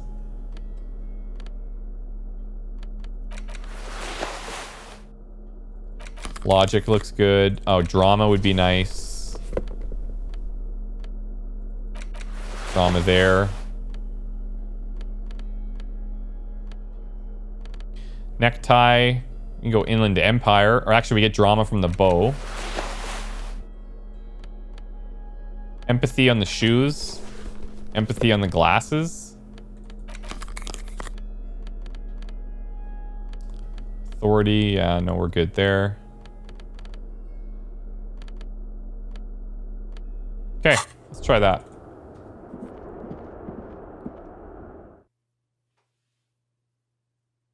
She's just like chilling down here. I don't see anyone immediately. Collapse nearly sealed the basement. One can barely squeeze by. Antiquated office furniture, last century maybe. Brought down and forgotten so long ago. Oh, there's Kim. Overturned tables covered in orange mildew.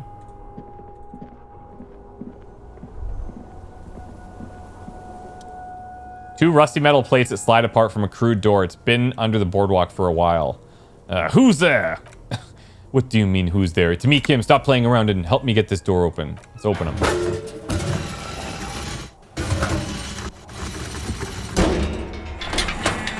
Much easier from this side. The panels and the rails, once you dust the sand off. With the help of your partner from the other side of the doors, open with a creak. Oh, I hope no one dangerous heard that.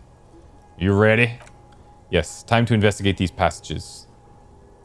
Let's move quiet and not make more sound. Okay.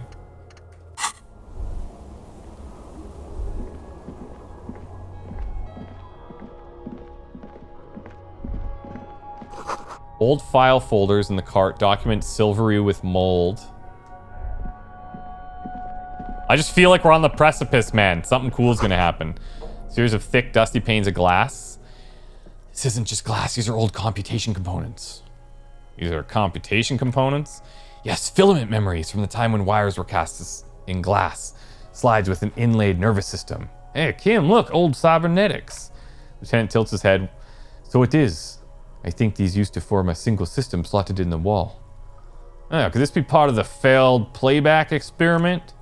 These? No. These are old filament memories. I hope you're not expecting to find that device here. You will be disappointed.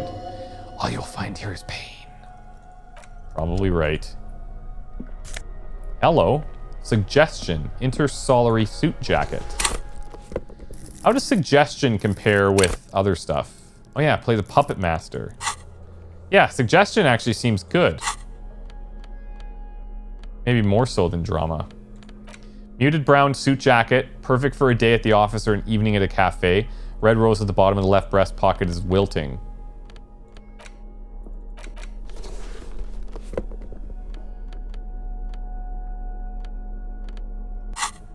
That'll work.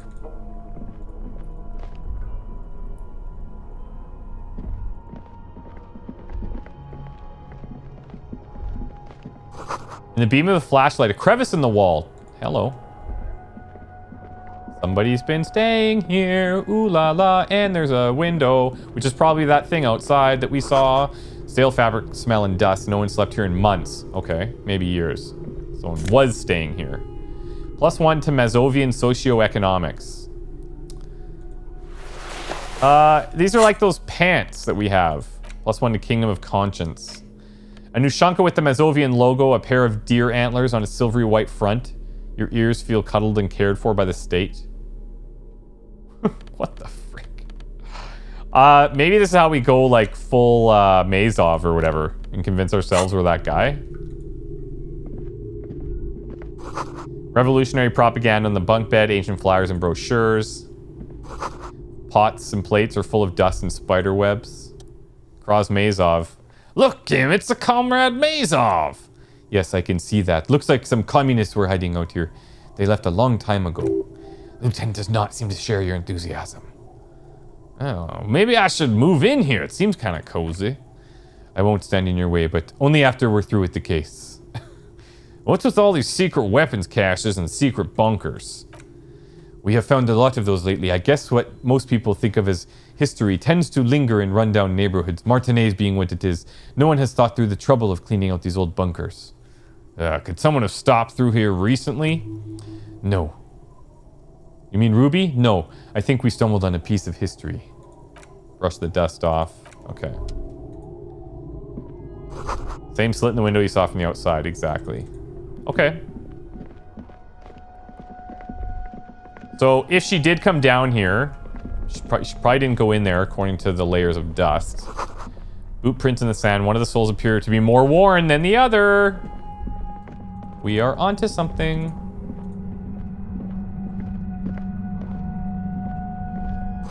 Something in the air. Unnatural buzzing. Tunnel collapsed. Find another way around. Yes, thanks.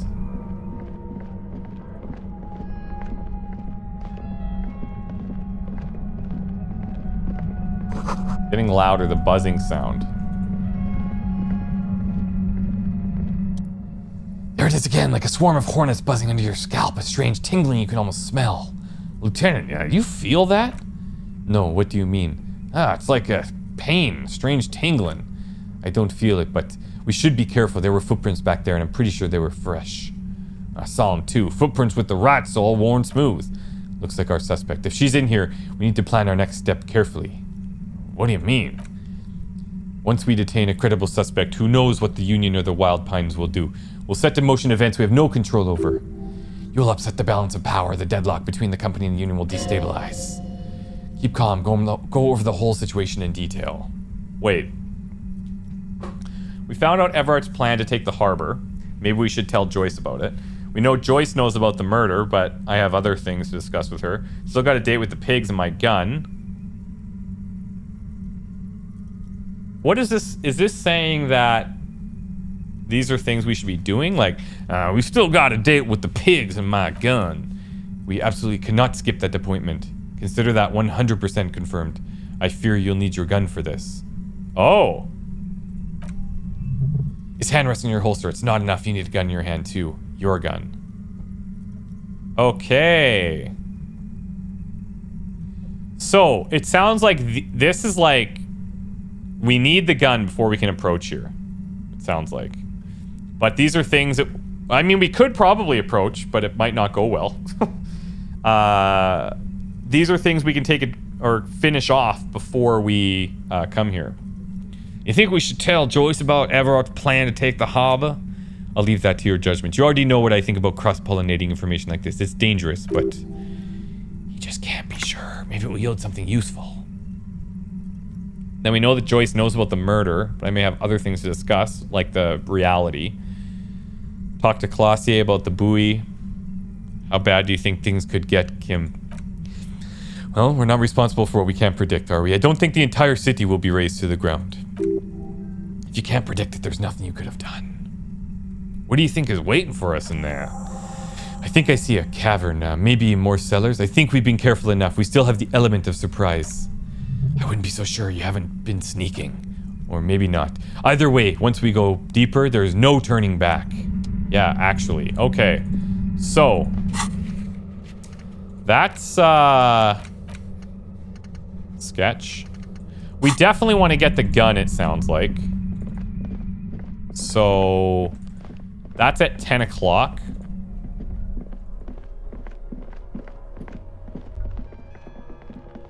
The other stuff is kind of, whatever. If it gets done or not, it's fine.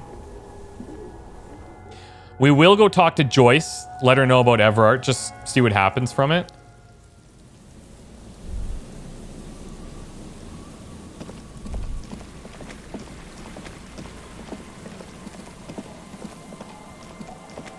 And I want Kim there for the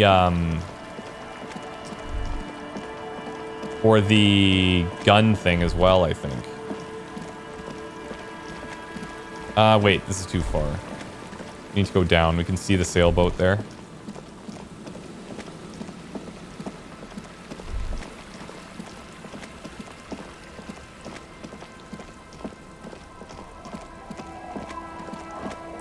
Feels like we're really close to, like, we're gonna have a confrontation at least. That part is clear, but...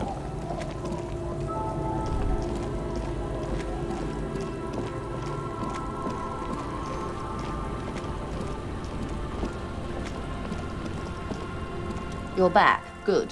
What can I help you with? Well, you'll probably happen to know I found my badge, which she told us she wouldn't really do a lot with us until we found it. My love, you did. She is memorizing your badge number. She hands it back to you. Pleased to meet you, Lieutenant W. Fredor Dubois. I am glad I see a man of high qualification. The situation is precarious. Seaweed drips from the badge in your hand. What can I help you with, Lieutenant Fredor? Well, I've been dealing with Evrart again, and... She's not even asking you anything. It's so easy to just say. Well, listen. The whole thing is a takeover. Is what you were about to say when a cold streak run through your heart. Once said there's no going back. Still reality-based knowledge I can glean from her?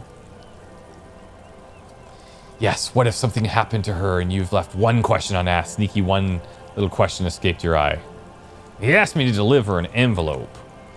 Sounds like he is you running errands detective, a well-established dominance ritual. Where did he have you deliver it? Here, actually. Here? Oh no. What does the bloated hellbat want with my little cinderblock town? It's clear the village already grown dear to her, strangely so. Why did she come here? No, don't tell me. I don't want to know what he has in store for this place. Probably a statue. It's a statue, right? Giant statue of him, or better yet, his twin brother. Practically the same thing, but makes him seem less like a psychopath.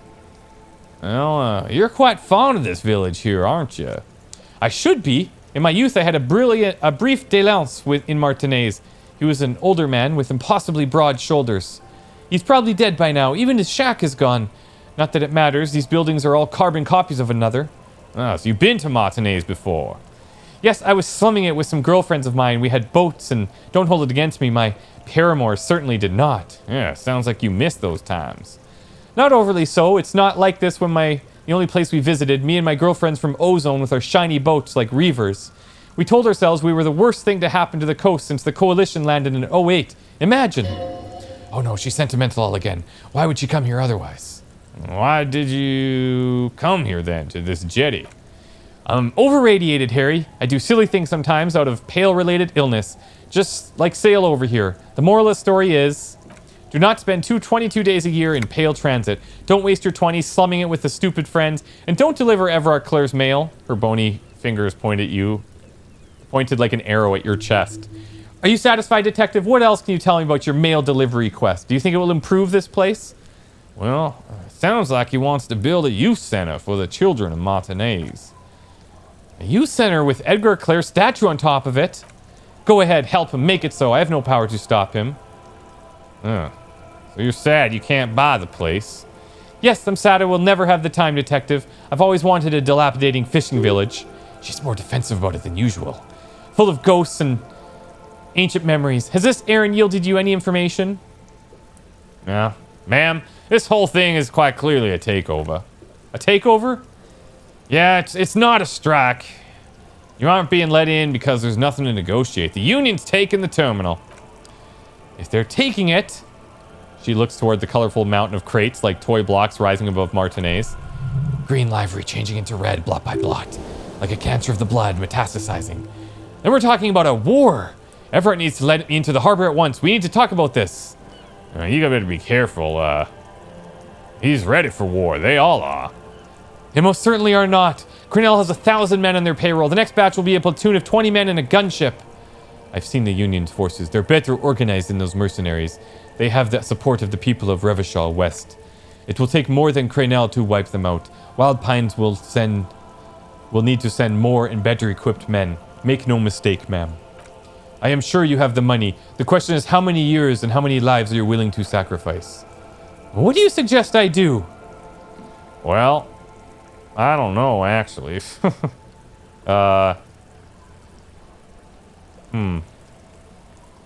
Admittedly, I wish there was a disco option. I'm afraid we won't disco our way out of this one, she says. Well, could go after Evrart, but he's got the brother, so you'd have to get both. Workers should have the harbor. I kind of agree with that, but not the RCM's job. Also true. Have them open fire, see how long they last. Well, I don't know. Part of me thinks that the workers should have the harbor. Do you think it's within my authority to give it to them? Do you think I can control the board and the shell-shocked mercenaries they've sent? Well, what are you going to do? What will I do?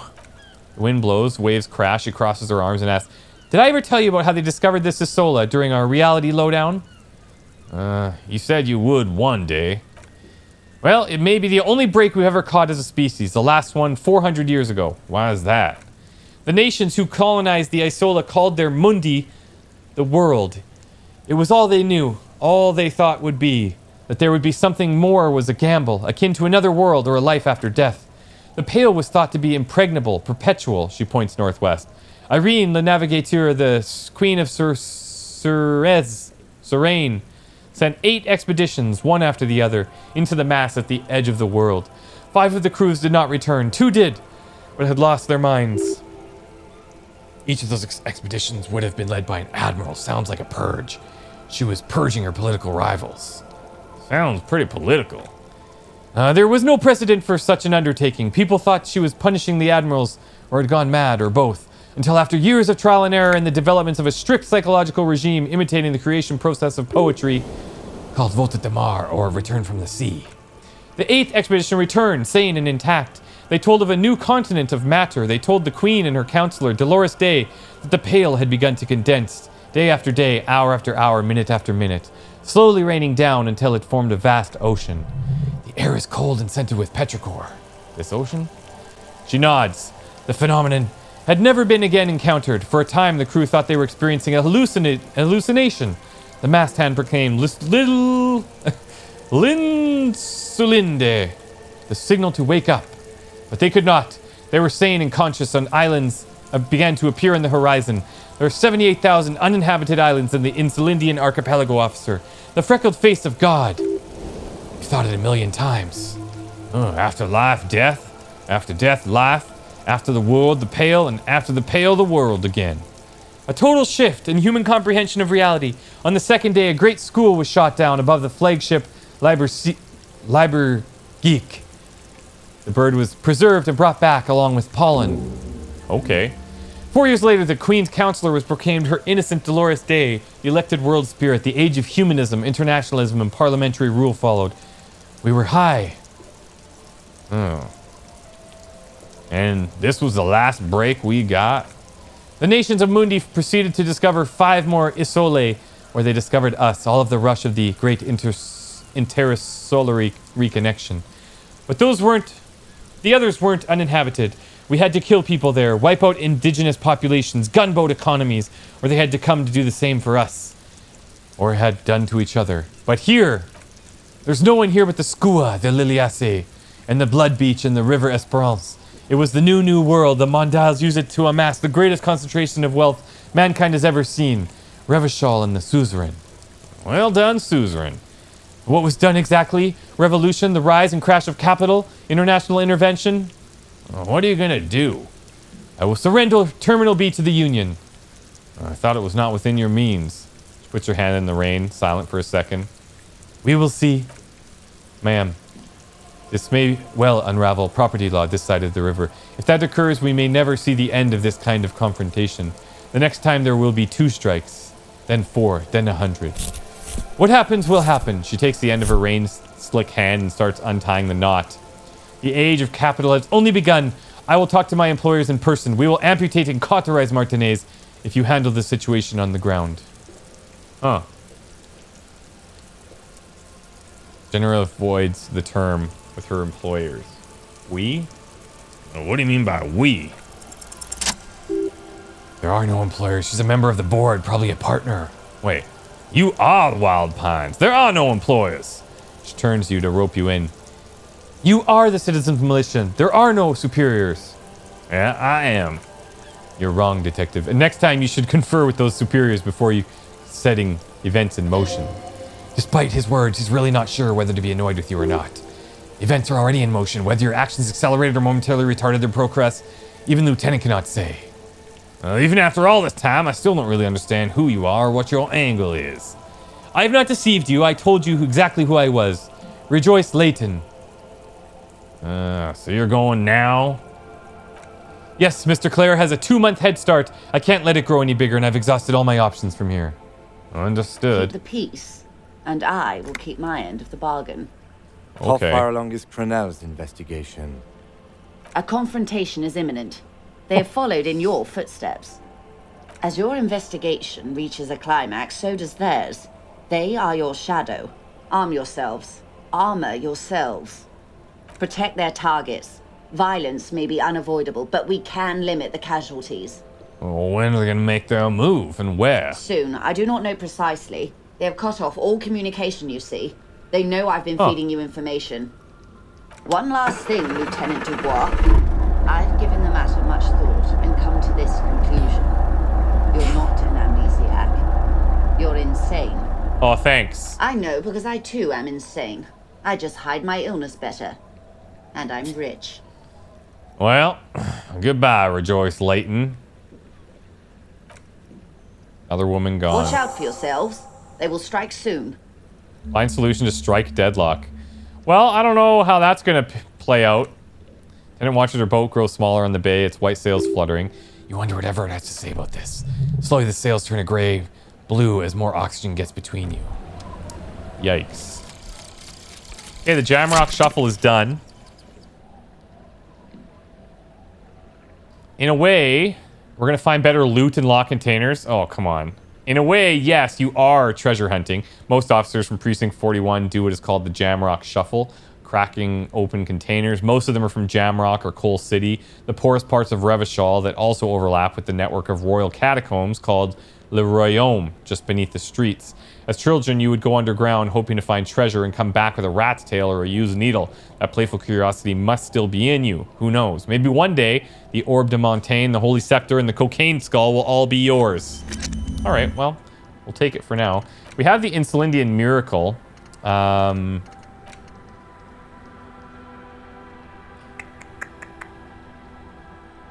Let's get rid of rhetoric here. Let's go into here. You're reminded of a poem somewhere deep inside you, the translation of which you don't remember.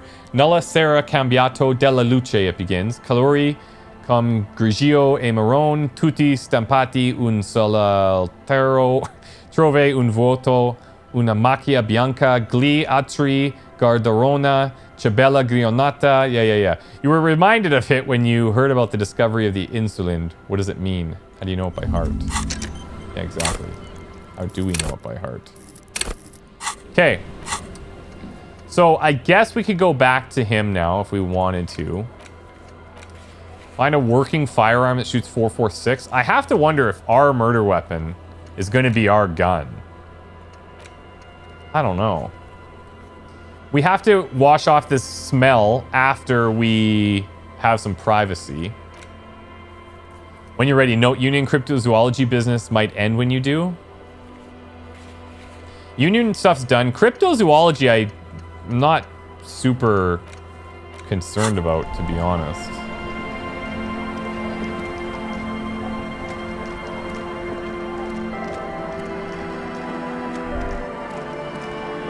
Okay, so I think what we're gonna do for the first time is try to pass some time maybe at a bench. I don't know how this works.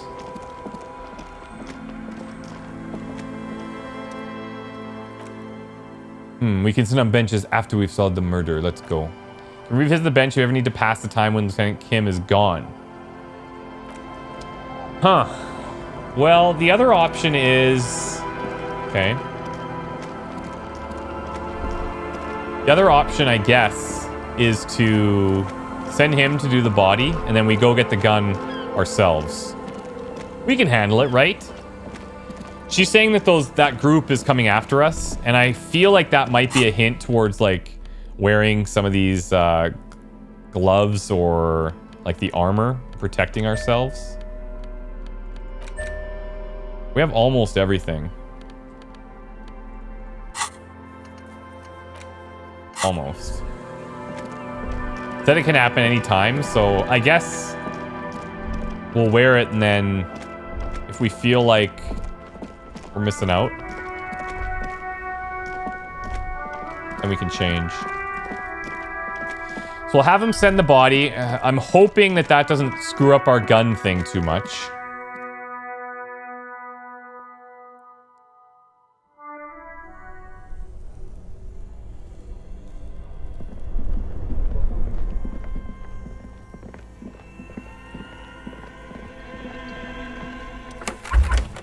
All right, Kim. It's all yours. All right.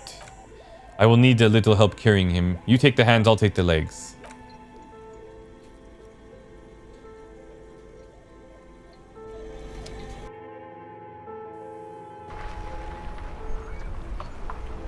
Okay. So we're on our own. We do have privacy now.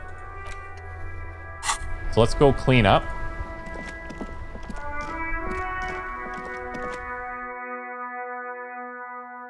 Then I think we'll just pass time till 10. We'll probably go to the island. That's where it is, right? One's been running around.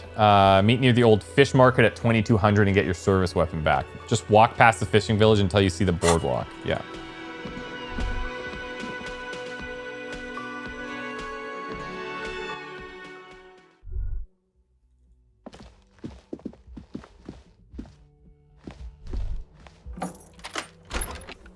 Bathtub. This is the cleanest bathtub. Not the cleanest bathtub in the world, but it's cleaner than you are right now. Ah, the soap scum smell. It smells like life, at least compared to you. Yeah, let's run a bath. Bathtub slowly fills with water. Undress, close your eyes, and submerge. Water's only lukewarm, but still comforting, like amniotic fluid. A few beer cans are bobbing up and down along your flanks like sad duckies. You feel nice and lonely and so tired. Take the beer cans out. Now you are alone with your thoughts in the tub, but it's easier than being alone with your thoughts outside the tub. Let's linger. Ooh, fingers grow pale. You're covered with tiny whirls as the water cools. Let's imagine something. You see the corpse. You can still smell the cadaver on you. It's going to take much more than one bath to get rid of that stench. Then houses along a narrow street of video rental. Darkness on the planet's curvature. Nice. Waterline recedes as you stand. You're cold now. Your clothes stick to your still moist skin. Okay, problem solved. It's weird that we can't check this boardwalk. There's been nothing at the boardwalk for us to check. The church thing and those raver guys, I'm kind of like, I don't feel the need to get involved. I can't see how that would lead me to my ultimate goal of finding the murder weapon. But let's see what happens after we get our gun back. And then maybe we'll have a hint as to what to do there.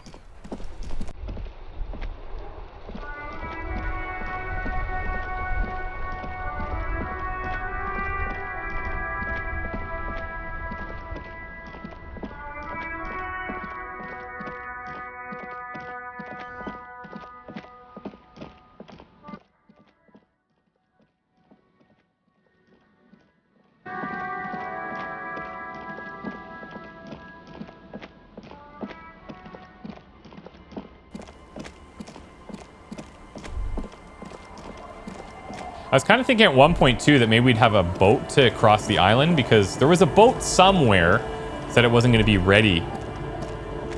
That might be something to... Oh, we're going to need to go down here. Might be something to look into.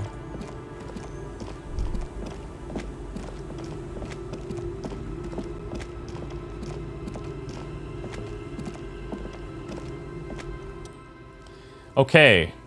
Think deep thoughts. We can wait an hour. We can do an hour at a time.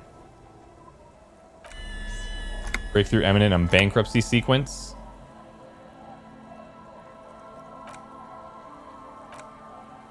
Let's see what that is.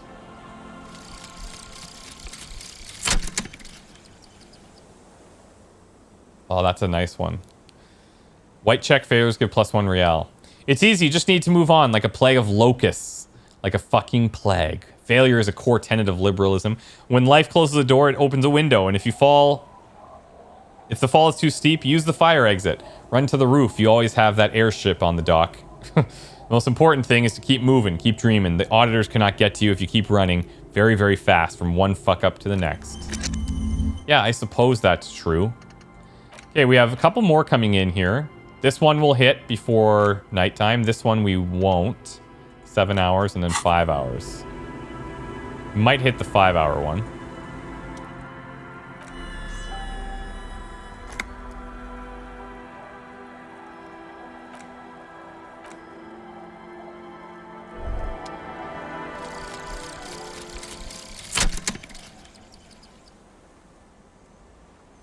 Col de Mama d'Aqua.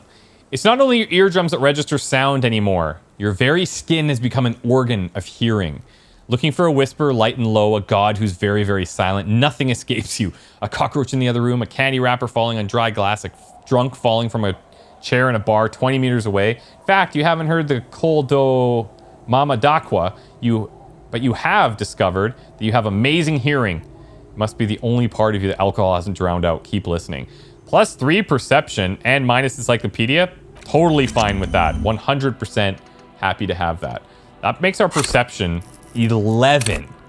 What? That's insane. That's insane. Okay, cool. I think perception's a good one to have. Bench it up.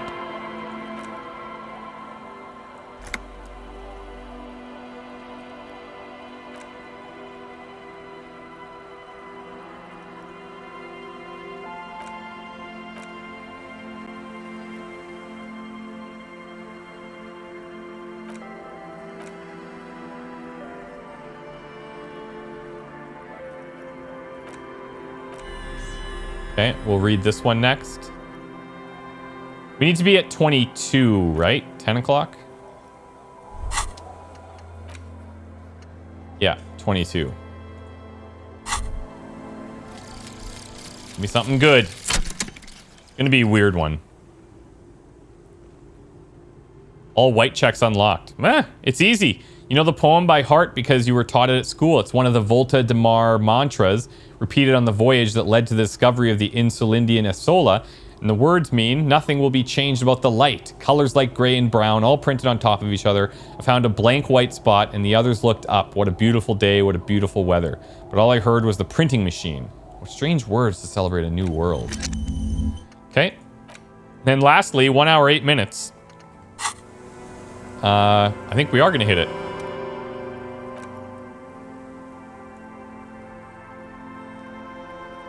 It's 1 hour.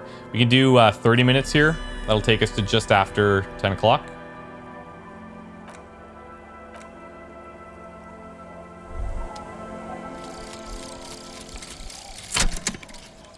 Wasteland of Reality. Oof. Lower physical instrument. Inland Empire. Suggestion, because we're insomnia, sober, boring. Psyche, though. Return of the Self. And this boosts like a whole category. No positive effects from alcohol, which we haven't really been using. Congrats, you're sober. It will take a while for your body to remember how to metabolize anything that isn't sugar from alcohol. So you're going to be pretty ravenous soon. Eat plenty. You can expect your coordination and balance to improve in a couple of weeks. In 2 months, you might even start sleeping like a normal person. Full recovery will take years, though. It'll be depressing. It'll be boring. Don't expect any further rewards or hand claps. This is how normal people are all the time. All right. That's actually kind of cool. So Psyche's up to 4. And if we really wanted to, we could take... where is it? Don't we have speed? Oh, I think we removed the thing that gives us the extra stuff, though. This is at the hit of morale. Where's morale? Oh, that's, yeah, morale, duh. It's this thing. So we take the speed, and we get motorics. Take the smokes, and we get intellect. And we no longer get bonuses from alcohol. We can get +1 to psyche from here as well, at the cost of health. Let's do it. Let's take some drugs. Roll it on. What a funny little cap. Don't throw the scary medical warnings throw you off. It's an inadequate antidote to radiation poisoning, but a potent antidote. Let's do it. The container is warm to the touch. You screw the lid open and look. Slurp like an oyster. Slurp it aggressively. You suck a manly dose of the extremely chemical-smelling liquid into your mouth. There it seeps into your tongue. When you swallow, it's almost all gone. It tastes like gasoline. Tastes like many things, all melting into your conflagration in the back of your throat. As you look around, the world slowly exists as it did before. Only now, gentle flames lick at its edges as though it were a photo burning. I can't see anything. Of course, it's just a metaphor. It's just a metaphor. The effect of the otherworldly drop of liquid is slower, more subtle than that of the real flames. Oh, okay, this is going to be so useful in my line of work. Oh, secret task. Already can tell you're going to be slurping a lot more Pyrrolidon. Okay. So, if in the bottom right corner of the screen there's a pyro button, because we have it equipped, gives +1 to psyche skills. This is good before rolling a white check but damages health. Okay, yeah. So now, I wonder if I can stack that. So if we take this one... This is hurting morale, that's fine. Now you've acquired some stimulants, it's time for a little pick-me-up. I feel bad we're just like trying all of this now. Let's try some speed. You raise the peptide bottle, press one nostril closed and inhale furiously with the other. Mamma mia. Yeah, it does give us both. That's so cool. Find speed and sniff it. Let's be honest, there's a little chest pain. Uh-oh. You may want to blast a nosophed or something. You could work with this high, like literally work, solve the case, file some papers, maybe clean up your hostel room, then solve another case, then start a side investigation into the paranatural, then build a radio computer. Cool, cool, let's boogie. All right. So we take this. Now, if we want, I'm just boosting all this for like the gun situation. It feels dangerous, so I don't know. Maybe it's a waste of time, but we try this. This will give intellect, which boosts all those top ones as well.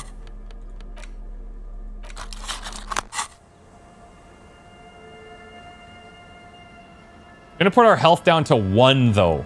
That worries me a little bit. Because if anything goes wrong, we're just straight up in trouble, you know?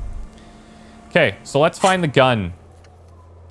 Must meet her near the old fish market at 2000 and get your service weapon back. Walk past the fishing village until you see the boardwalk.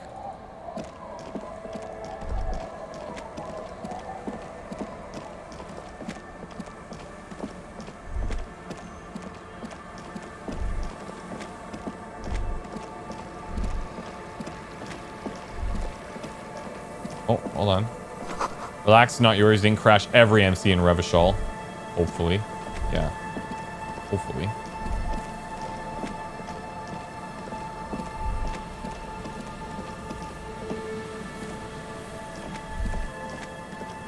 Whoa.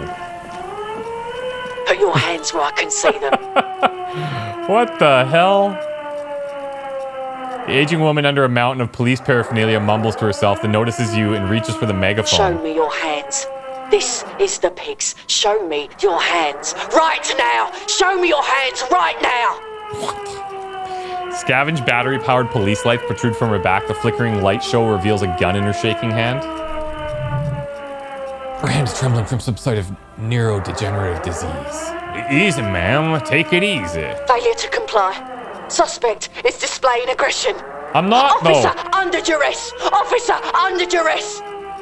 I am the police. Don't move. Don't move. Hands on your head. Suspect is armed and dangerous. I'm not moving. I'm not moving. Suspect is on the loose. Suspect at large. Officer administers street justice at her own peril. Uh-oh.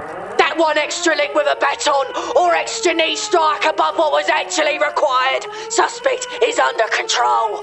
Suspect is under control. We all simmer down here. Oh, hand-eye. You'll have to go for the gun sooner or later. Perhaps you can learn crucial facts before you do. So hand-eye. Oh, shit. Confined quarters, assailant coming at me. I thought we could just back out. Split-second decision. Fire at will. Oh my god. Damage morale. Conditional black. All systems critical. Holy shit. Good thing we didn't smoke those cigarettes. Oh, nice. No. They're really not. The gun wasn't even loaded. No shots fired. You're fine. What is this? This isn't police issue. Police bullets have bullets. This isn't real. Police guns always have bullets. What is this? Why did you sell me this? Okay, that did not go how I was thinking. She looks devastated. Grab your gun right now. Yep. 9mm pepper box pistol. Doesn't match with the bullet we found then, so that's good. No one will ever cares anymore. Why would they cheat me like this? Great gears are grinding to a halt. The machine is powering down. She's all out of jolt. Get your gun back. Okay, you need to figure out what to do with her now. Nobody's ever around. Nobody ever comes to visit me. Oh, I'm very sorry. This is how life turned out for you. Scratched skin is warm to the touch, but the person inside doesn't even know you're here. All right, what am I gonna do? Gotta talk to women, especially now that she's unarmed. Doesn't seem to be a threat to anyone.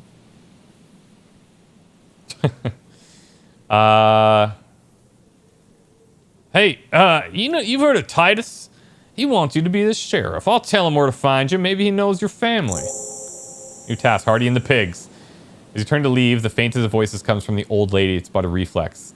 Nothing else. Please leave the radio on. Mr. Miranda's on channel 8. She's losing it. Reflex what? Being left alone? She stands motionless, just a heap of clothes and flashers now. Maybe if you search her once more? Yikes, dude. Yikes. 3-shot revolving barrel Villiers LaSalle pepper box, typically assigned to officers of the RCM upon reaching the rank of sergeant. The butt of the gun is worn and the engraving on the side reads Sunrise Parabellum. This is your gun, no doubt about it. That's correct. Okay, we'll go talk to Hardy for her. Why not? I kind of... Oh, the store's going to be closed. I wouldn't mind getting more health items and stuff. Maybe we'll do that in the morning before we return to underneath that building. I could rest here for the night. Or I could go talk... I think Titus is probably still in the bar, right? I think if we go back there, talk to Titus, because why not? And then we could even pay to stay in the... Oh, this is not where I want to be. Stay at the Whirling, if we wanted.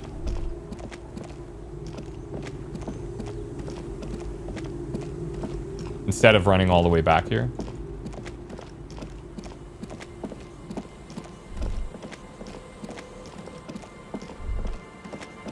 I just feel like we're on the cusp. I'm excited. We're on the cusp. I realize, too, this is probably a lot more about... It's a journey, right? It's not just solving a murder case. But there's a lot of opportunities to dive into politics, learn about the history, get involved in the union debate, learn about who's hunting Classier or whatever, and a bunch of stuff. And I feel like we've done a lot. It's been really cool. But now I smell it. I smell it happening. That's not going to want her. I don't know how this is going to go down. The Coppernato is back. What do you want? Yeah, well, there's an old catatonic lady in the old fish market on the other side of the bay, and she really needs help, Titus. What's that, Copper? You want us to help old ladies now? Well, if you want to be local law enforcement, these kind of things fall on your shoulders. Yeah, we'll send some help. Who is it? It's the pigs, isn't it? Yeah, her. God, poor lady, don't worry, we'll handle this. I think she's got some family in Coron or something. Bastards left her alone when she got sick. We've been getting complaints. Hey, wasn't Everart's B team looking for her the other day? They said something about her, I don't know, finding something. Yeah, I think you're right, Gene. She have something of yours, pig? Whatever you do not admit these punks. You lost your gun. You will suffer if you do. No, nothing of mine. No? Oh, well, whatever then, Copper. No, they totally said it was... What was it? Anyone remember? I don't remember. I was fucking drunk. Let me know if you figure it out back there. Now, anything else we can help you with? Now, where'd you get all the cop gear? Dunno. Lives by the water. Shit washes up all the time on the beach. Station 41. A man carries a crate of rusted, unused badges. You think these would net us something at the annual auction? Shit, who'd want those? Just dump them in the river. Okay. Well, Titus, I appreciate you helping out with this one. No problemo, cop man. We take care of our mentally ill Martinez. Isn't that right, boys? Sure enough, we're the real heroes on the street. Let's ask about the disappearance, see if there's anything new. No, okay.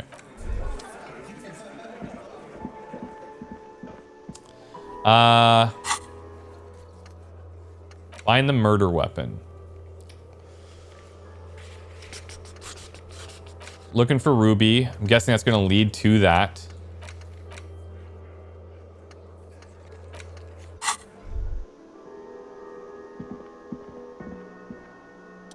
The smallest church in Sansean, right? Cafe manager is waiting you to acknowledge that he recognized the song. Yeah, the church is actually my love. Things are really bad with it. Cool. Really sound like he thinks it's a little cool. Now what can I do for you? About my bill for tonight. Yeah, I got the money. Good, you got the room for the night, but remember, you'll need another 20 real tomorrow. Thanks, man. Take it easy on him. Deep down, he really hates being the guy who has to remind you. Yeah, okay, fine, whatever.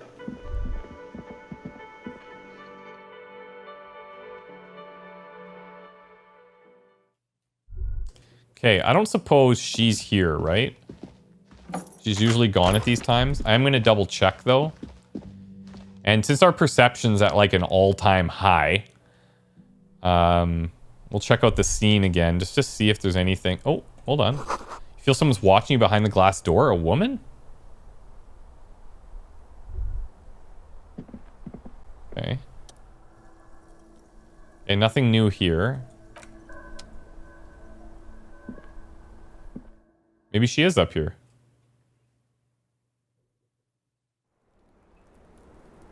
Oh, yeah, cool. Okay. I was just thinking what a nice evening it is. Is that right? Taking part in a murder investigation. Yeah, well, listen, Klaus, I found your buoy and it was empty. Just seawater. Oh, did you take the documents? No, of course not. As I said, it would be too risky for me to use those documents anyway. My employer gave them to me. In truth, he should have destroyed them. Or I should have. She doesn't seem to be lying. She's genuinely spooked by their disappearance. Perhaps the people who are after you took it. She thinks for a moment. They couldn't know where I put it. I'm absolutely sure I was not followed. And I've told no one but you. You mentioned seawater. I was worried I'd been too careless with the latch. The documents were probably just washed away.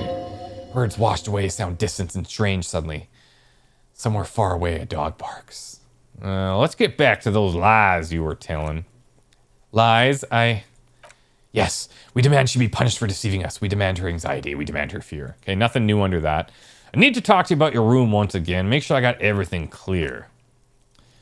You know that there, did you know it leads to a downstairs elevator? This locked door. That's right, because we found this after talking to her. I did not. Do you think this was something to do with what happened? It's certainly possible. She keeps looking at the door with a worried expression. The wind ruffles her hair. There's also a peephole on the other side of that room looking into your bedroom. A peephole? You mean like a hole in the wall? Yeah, looking into your bedroom, miss. Okay. A jitter of fear and disgust moves through her body, beginning from her shoulders, ending in her hips. A cigarette tastes foul to her now.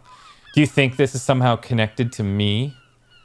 Well, it could be a coincidence. I don't know. Okay. Do you have any idea of knowing how long it has been there? No way of telling, I don't think. Minus the fresh footprints. It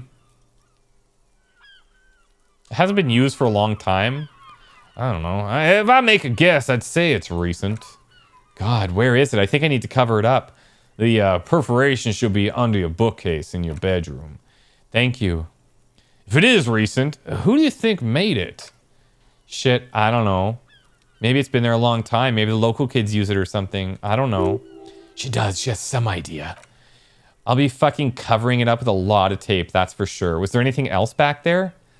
Oh, surely you must have some idea who might have been interested in making that hole. Honestly, I have no clue. Yet, maybe it's something she's keeping for later, when she's more sure of herself. Well, there were tracks on the floor, and those were recent. Oh, that isn't good. It's an old pinball workshop, the room back there. This place used to be a pinball arcade. Okay, I'm glad someone's had fun. Fine, well, that's all I got for now. She's lost in thought, eyes narrowed, forehead furrowed. I have other questions. I think we're clear. I think, like, that's it with her. I don't have anything else to ask her.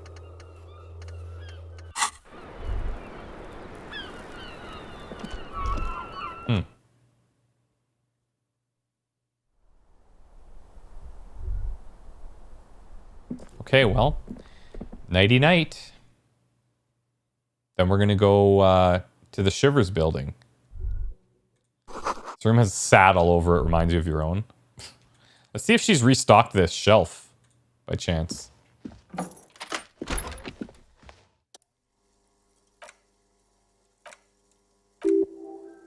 No, okay.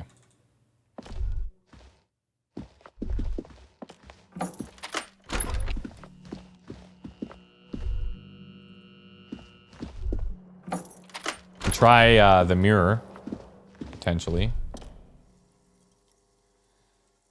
Dig, attempt to stop the expression, tool not in hand. Use chain cutters to fix the faucet. Oh yeah, right. Let's try it. It was interfacing? What do we have for interfacing right now? We have a +2. It's probably as good as it's going to get. These are interfacing, but I think these are... Yeah, those are +2s.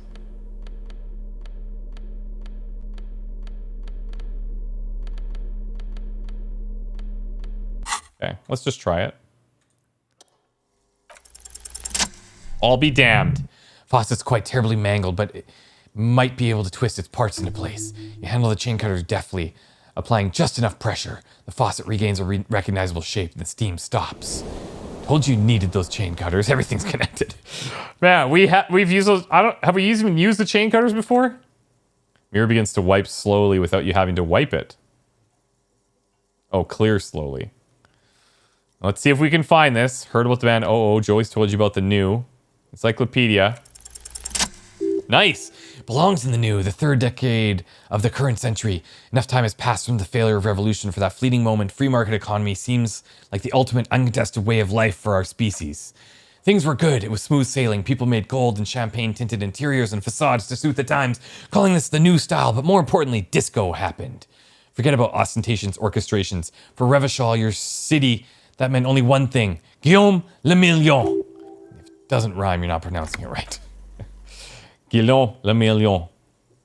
Wait, so out of the dazzling swirl of disco music in open air in Bois de Nuit, somewhere in Revachol West, Guillaume's blonde mane appeared on the screen. He sang some bullshit, then he made the expression. Is that right? So why did I adopt it? Everyone loved it. Maybe you thought some of the stardust would rub off on you. Maybe it did. Either way, it's all gone now. Only the grimace remains. Anything else? Like, who am I? Why did I become a cop? Why did I drink myself into oblivion?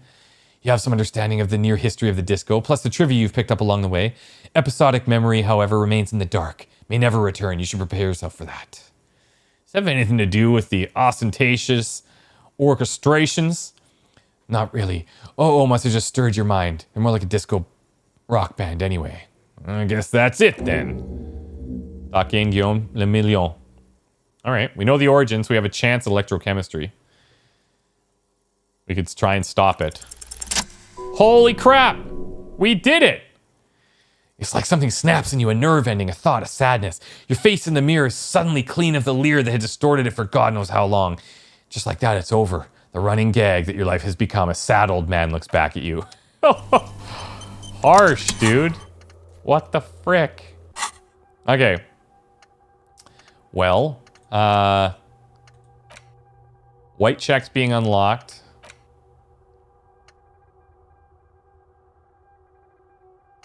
This is still giving XP. Pretty decent clip. I think find better loot could be removed. But who knows? Maybe we find like an armor piece coming up. Conceptualization. Int checks give 1 real. Yeah, this one's gone. Guillaume Le Million. Whatever happened to Guillaume Le Million, who, with his amber mane and sparkling teeth, beguiled the tattered remains of the nation? While you suffered and suffered, did he dematerialize in a cloud of cocaine dust? Or did he simply stand in the corner and melt into the slendering new lines of some starlit boîte de nuit 20 years ago? Sparrow thought of his great ass, too. Or wait, maybe he became a police officer in Revachol West. Yes, internalize it. Now, we could go to sleep, but I kind of feel like we're not going to, I feel like we don't process these thoughts while we're sleeping. That would kind of make sense. So I'll go to the bench and I'll progress as far as we can, which I think was 2 a.m., right?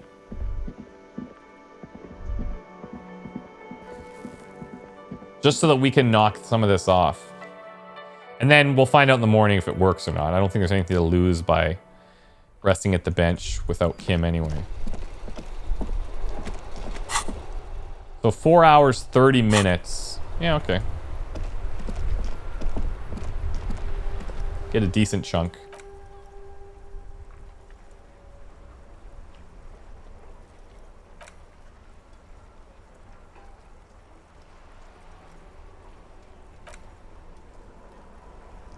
And if we wait 15 minutes here, I guess we stop at 2. Oh, it's getting late. We won't even let us wait past that. Cool. It's the latest we've ever been up. I guess I should check that sign on the door from the outside. Doesn't matter now that we don't have,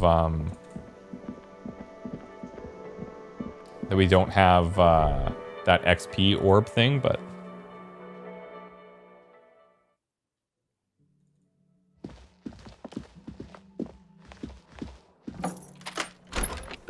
let's hit the hay.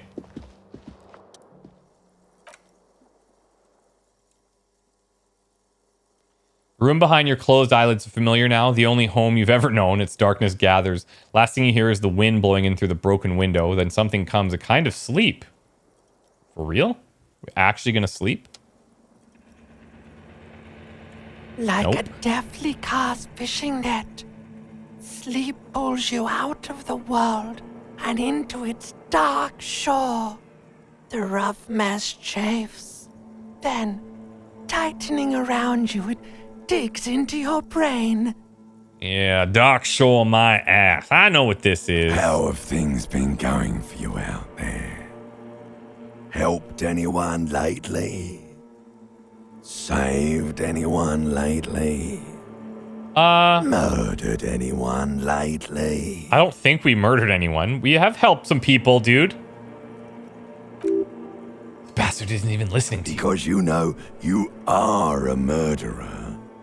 A disco music listening psycho killer who offs poor people and then forgets about it. Listen, I'm starting not to care what you say anymore, brain. That doesn't scare me. Hear that? You are naive to think he's afraid of his bloodied hands. Soul brother. Oh no.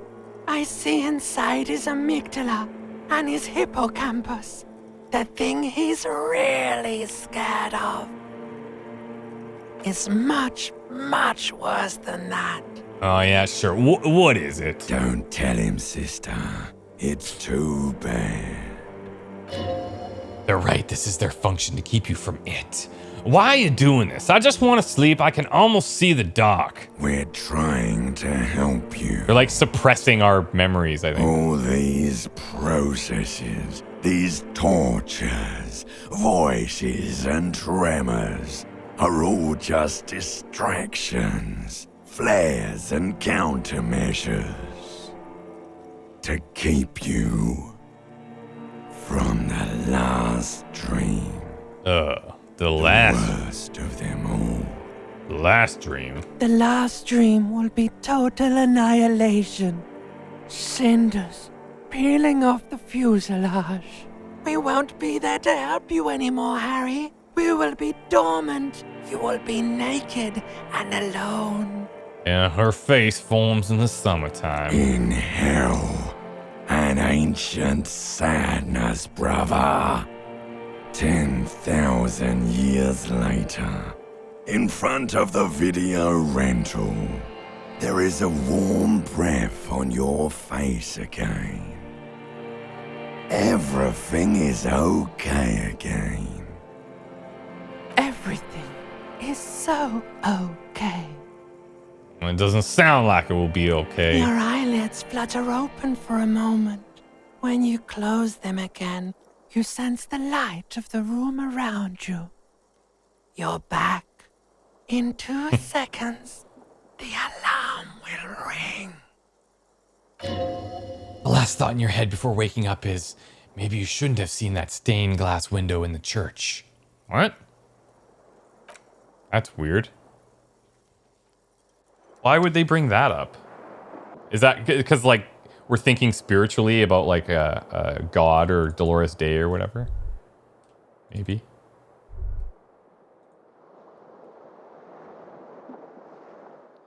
$7:30, day 5. So, let's go. We need to get Kim, and we need to find the murder weapon. We need to look for Ruby. This is the only real lead that we have. We have the Ravers in the nightclub. But real leads for this murder, I want to stay on it. I want to follow it right now. These things are tense. I don't know if Fritte is open. Could maybe buy some stuff there. Morning, Kim. Yes. Big day today, Kim. Let's go. I got my gun back, by the way. Don't know if you care. Probably doesn't.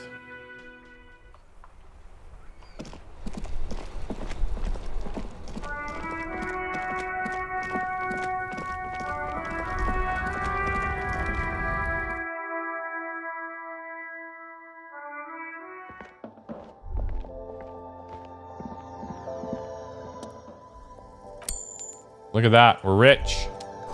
Yellow rose in the window. Those aren't the flowers that were left for Classier. No, that's true.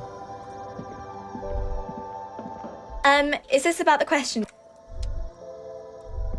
Oh, whoops. Nosafed. Let's buy a bunch of healing stuff.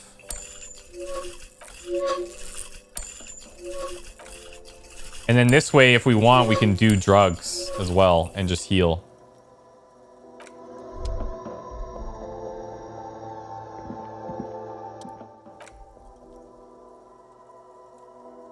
Won't get any benefits from any of this. The cigarettes we can take. I think we had one, but I'm just thinking if we're having like a big confrontation, we should probably just boost as many modifiers as possible.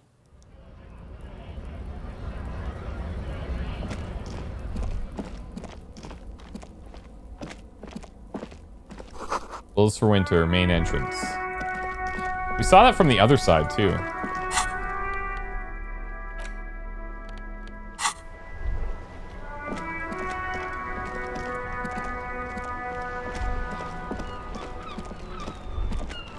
Hey Kim, I hope you're pumped. We're going down into the scary place. What's our hat doing? Logic? Well, this is the FLAN hat. Authority, interfacing, pain and volition. I don't know if we need to be wearing this stuff. The person said that, like, Joyce was saying that they're going to come after us. We should be prepared, but, like, interfacing maybe, like, reaction speed, you know? I don't know. Let's go with more character-based ones. Things in, like, psyche and intellect. Influence others, yourself and others. Yeah. Let's dress for that.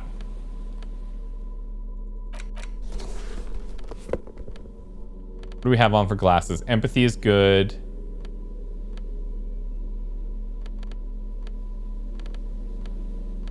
Perception on the boots. Make it even stronger. Let's go drama instead of logic.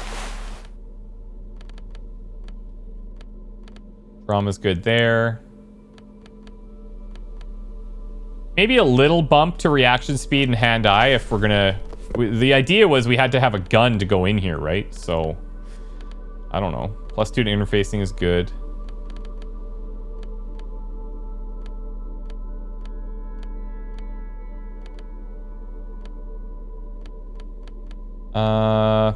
What pants do we have? Half-light versus savoir-faire. You can take half-light.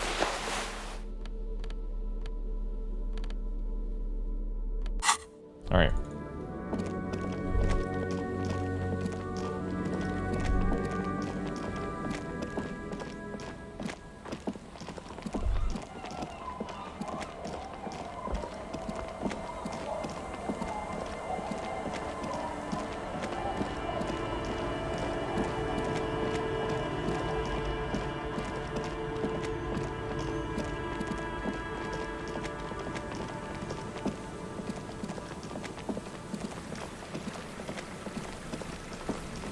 Go underneath our secret spot here.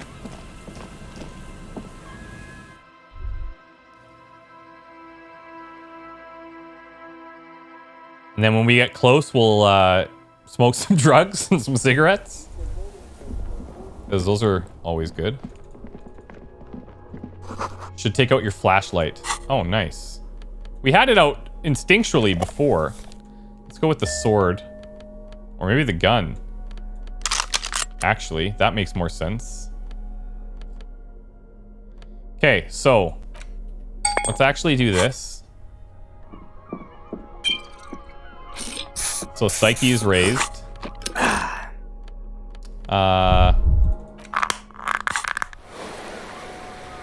We'll do this one, motorics.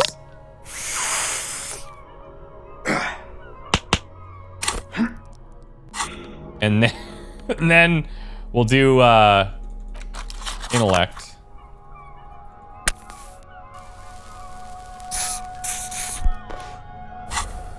Cool.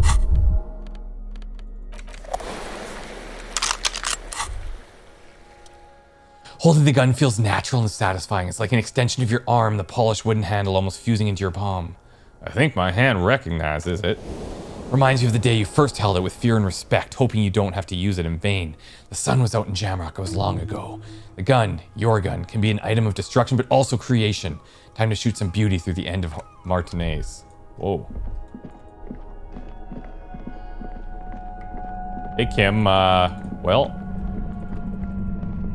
unknowing you. Let's save in case something just completely bonkers happens. Concrete pipe buried in the sand and dust.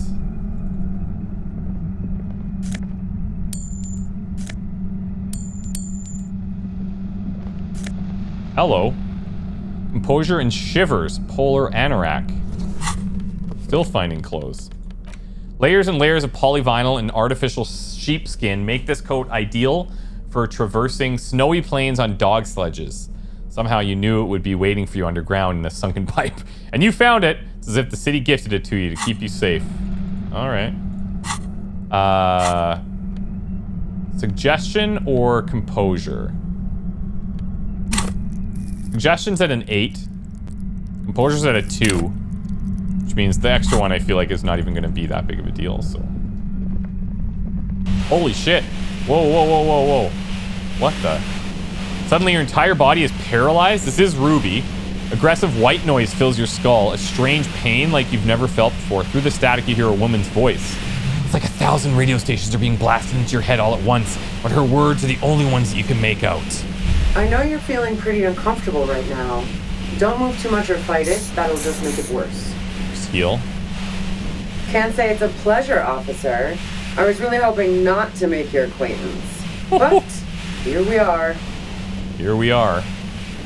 Only warm primordial blackness. Your conscious ferments in it. No larger than a single grain of malt. You don't have to do anything anymore. Ever. Never, ever.